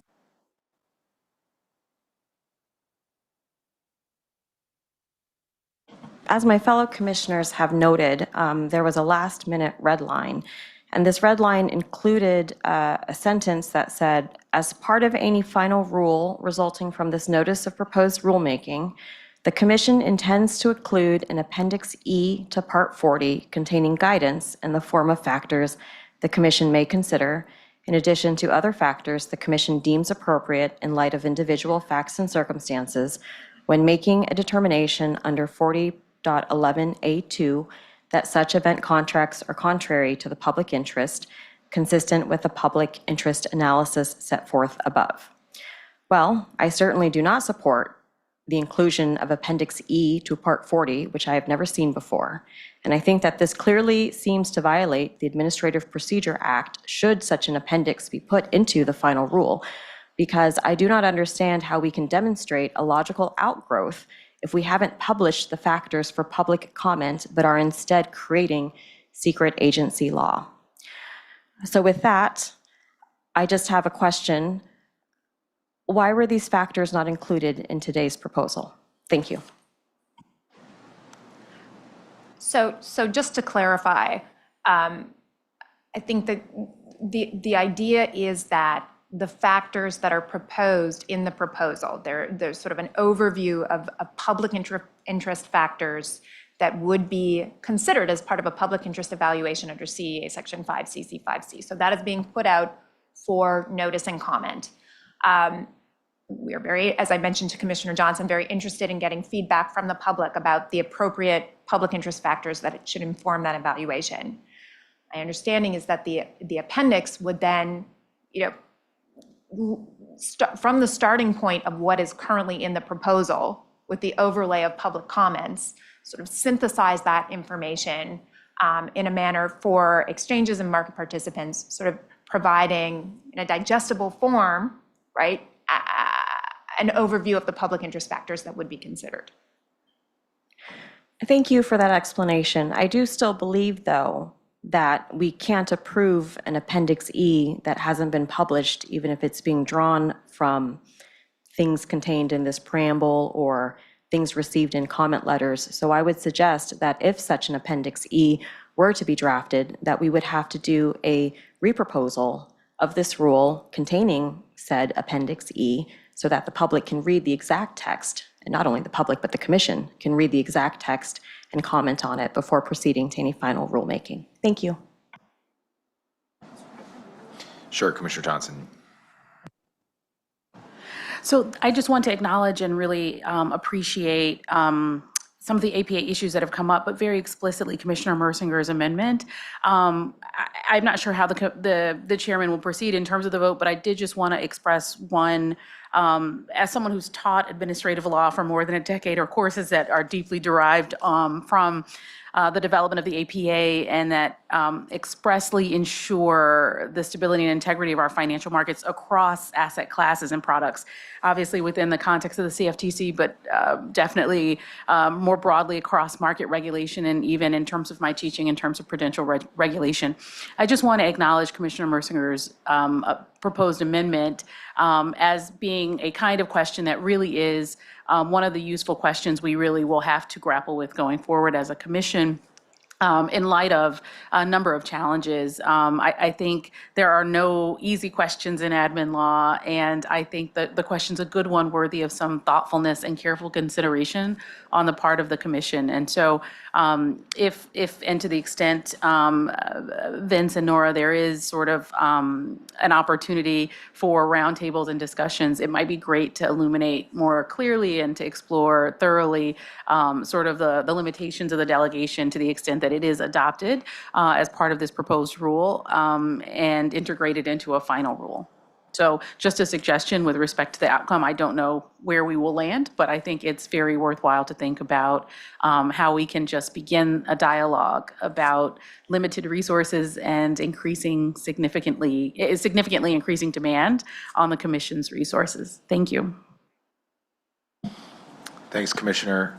Any other questions, comments from the commission? No. Okay, so having heard from each of the commissioners, if there's no further discussion or debate, we'll proceed to a vote not only on the motion, Commissioner Mercer's motion, but then also on the pending motion, depending on the outcome of the initial vote, on the notice of proposed rulemaking on event contracts as presented.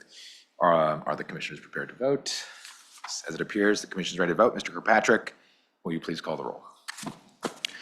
Thank you, Mr. Chairman. The first motion upon which we'll call the roll is the Commissioner Mersinger motion to amend. And so the motion now before the commission is to amend the event contracts notice of proposed rulemaking voting draft by striking the proposed delegation of limited authority to the directors of the Division of Market Oversight and the Division of Clearing and Risk as specified in the written motion circulated to the commission. Commissioner Pham. Aye. Commissioner Pham votes aye. Commissioner Mersinger. Aye. Commissioner Mersinger votes aye. Commissioner Goldsmith-Romero. Aye. Commissioner Goldsmith-Romero votes aye. Commissioner Johnson. Abstain. Commissioner Johnson abstains. Chairman Benham. No. Chairman Benham votes no.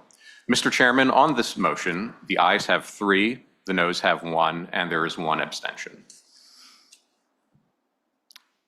And so in that case, the motion to amend does carry, and the next motion up will be on the event contracts notice of proposed rulemaking as so amended. And so in that case, the motion now before the commission is on the approval and issuance of the notice of proposed rulemaking on event contracts as first presented in the voting draft circulated to the commissioners for this meeting and as now subsequently amended by the motion that just carried. Commissioner Pham. I dissent. Commissioner Pham dissents. Commissioner Mersinger. No. Commissioner Mersinger votes no. Commissioner Goldsmith-Romero. Aye. Commissioner Goldsmith-Romero votes aye. Commissioner Johnson. Aye. Commissioner Johnson votes aye. Chairman Benham. Aye. Chairman Benham votes aye. Mr. Chairman, on this motion, the ayes have 3, and there are 2 votes in the negative. Thanks, Mr. Kirkpatrick. The ayes have it. The motion carries, and the notice of proposed rulemaking on event contracts is approved as amended to be issued by the commission. Having completed the planned agenda for this meeting, I believe we're ready for closing remarks. I'm going to begin with Commissioner Pham and then go in reverse order of seniority. So Commissioner Pham, any comments from you? Once again, I just really want to thank all of the staff for all the work that was put in over, honestly, I think many years into today's rulemaking. And I don't want my disagreement from a policy perspective to reflect at all in any way on their hard work and efforts.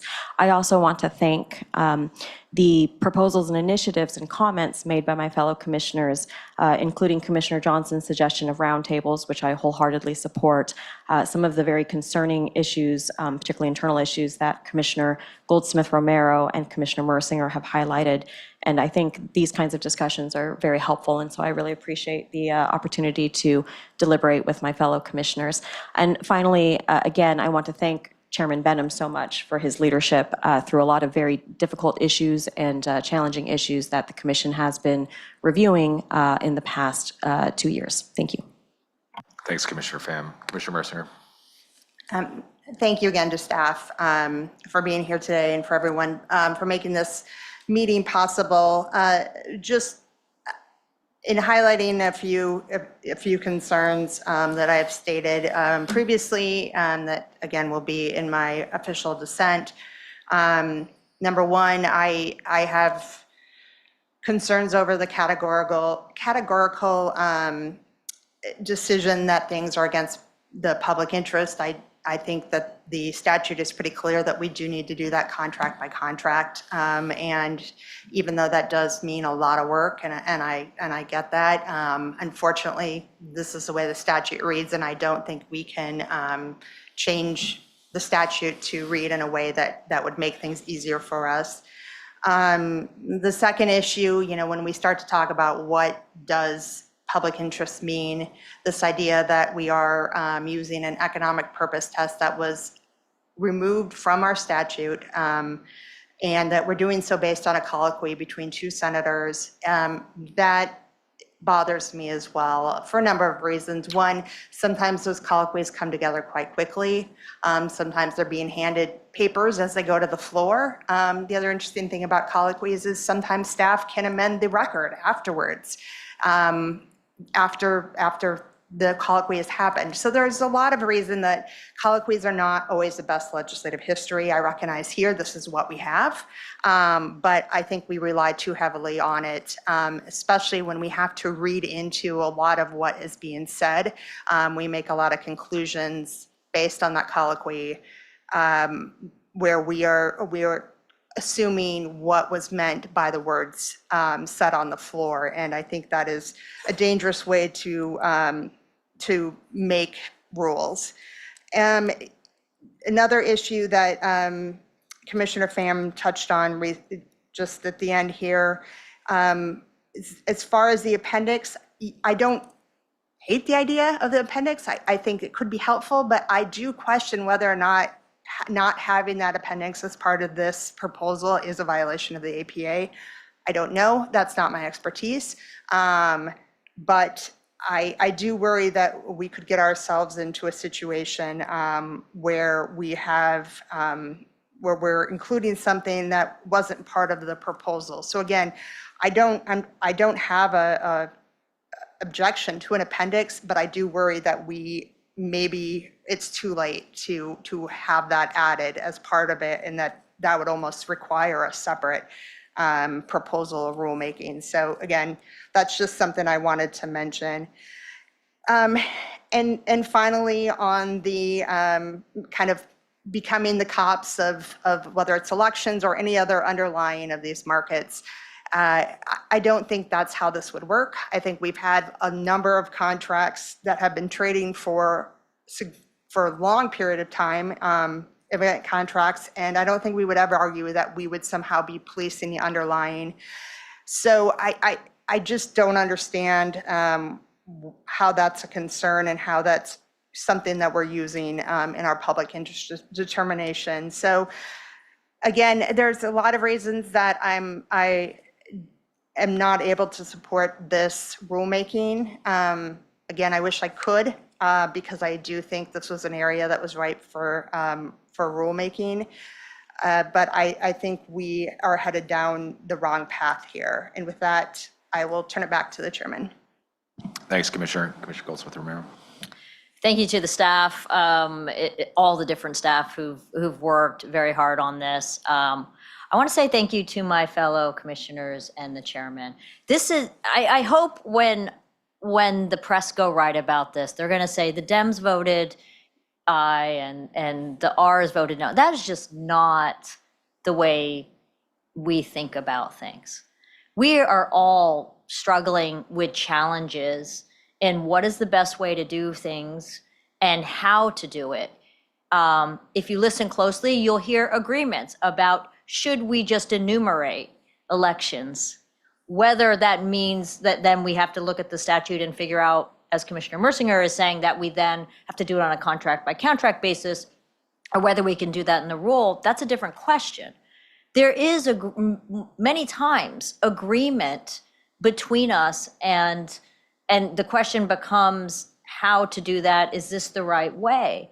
And so I think whether it's, Commissioner Johnson trying to put in language on guidance, me putting language in on enumerating it as a similar activity, which then eventually became a question, we're all trying to get to the same issue, which is what is right, what is correct, what is best policy.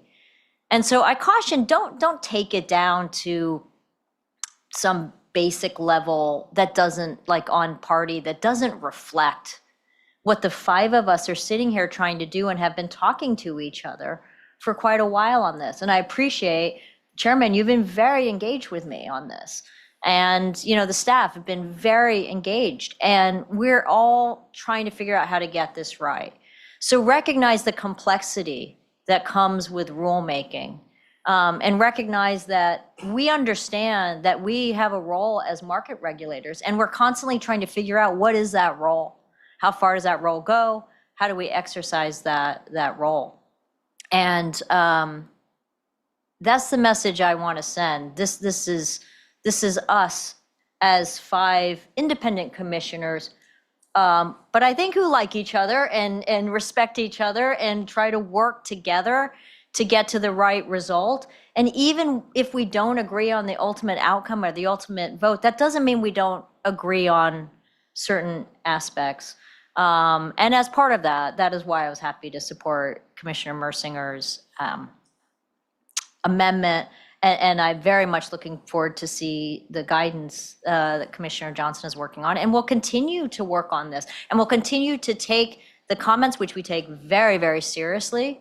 And I reviewed a lot of comments before making a decision and coming here today. And so I would just say, I understand it's an exciting issue. It's an interesting issue. People will write about it, but make sure you write about the complexity of this issue and how it's a challenging issue. And I really appreciate the staff in navigating that challenging issue too. And I know that they grapple with how to write things and to take feedback. And that's a level of very high professionalism that to me is the best of government and public service. And so let me leave that message with you today. Thanks, Commissioner. Commissioner Johnson. Thanks so much, Mr. Chairman. This has been a tremendous meeting. I want to start with one technical tidbit and then a word of thanks. The technical tidbit is most of you in this room are old enough, and now they're even, I think, online. There's online access to mini seasons of a series known as Reading Rainbow. LeVar Burton says at the end of that series, for those of you who are old enough to remember, you don't have to take my word for it. It's almost something he says at the conclusion of every episode. I offer that up because we have a very able and capable general counsel at the commission, Rob Schwartz. I think he is going to be a valuable contributor to the conversation with DMO about the extent to which they develop an appendix, what the appendix says. And what I hope is that you all, those watching, those participating live in the room, or those engaged in representing different voices and stakeholders in our markets will be explicitly engaged in sort of participating in that conversation and dialogue. It is the definition, I think, of good governance and an illustration of why our market regulation stands premier above market regulation in most countries, if not all, around the world. We are engaged in a regulatory dialectic, which means we as regulators are hearing from, we hope, and regularly engaged with all of you and one another to identify and establish the strongest, most valuable and resilient styles of regulation that create the greatest sense of integrity and stability in our markets. So I'll leave that very technical piece to Rob and to DMO. I'm happy to weigh in, but you don't have to take my word for it.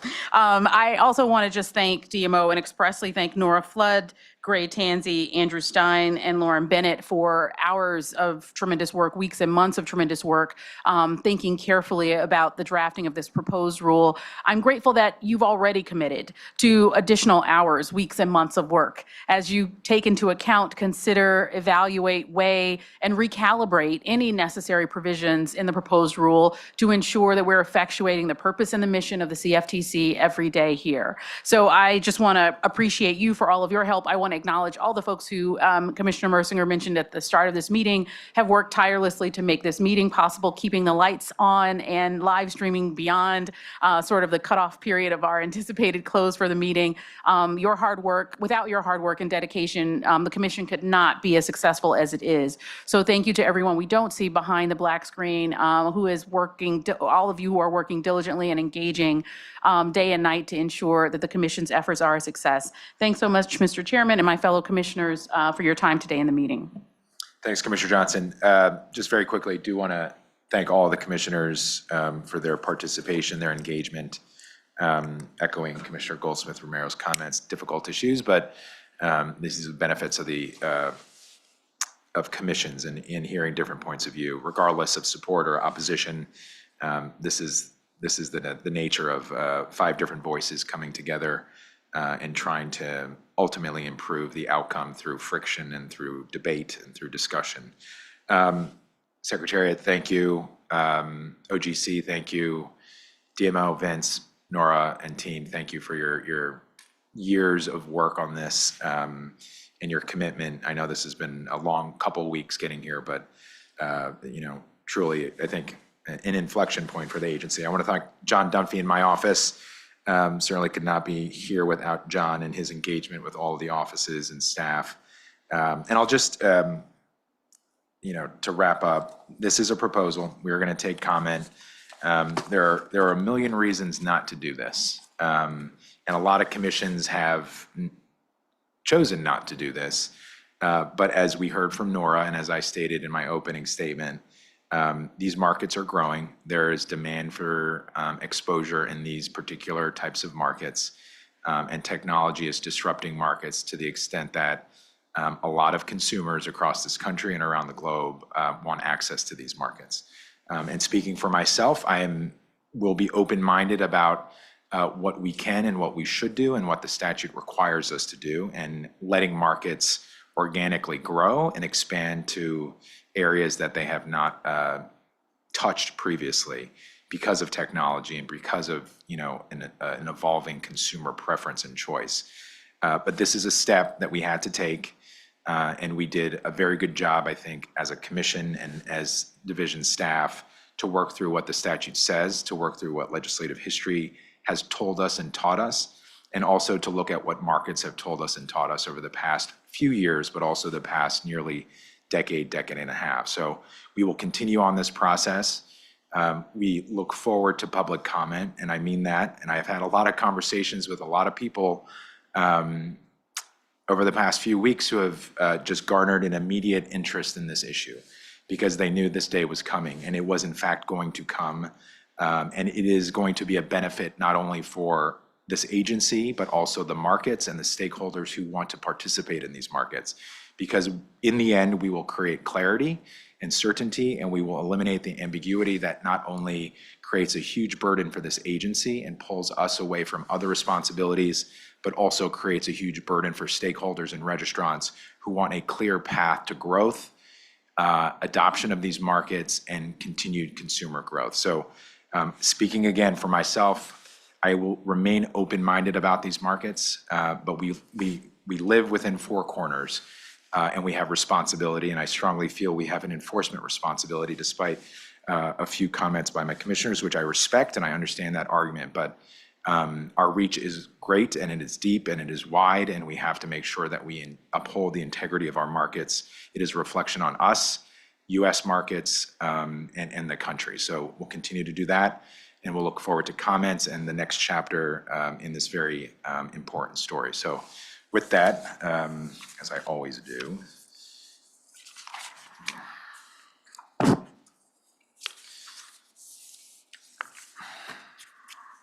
give me a second here.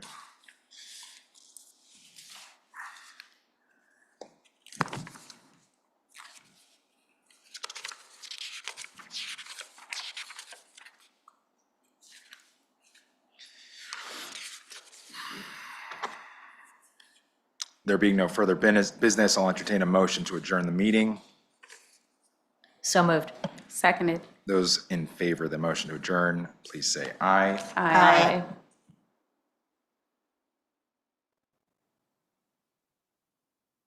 The ayes have it. The meeting is adjourned. Thank you.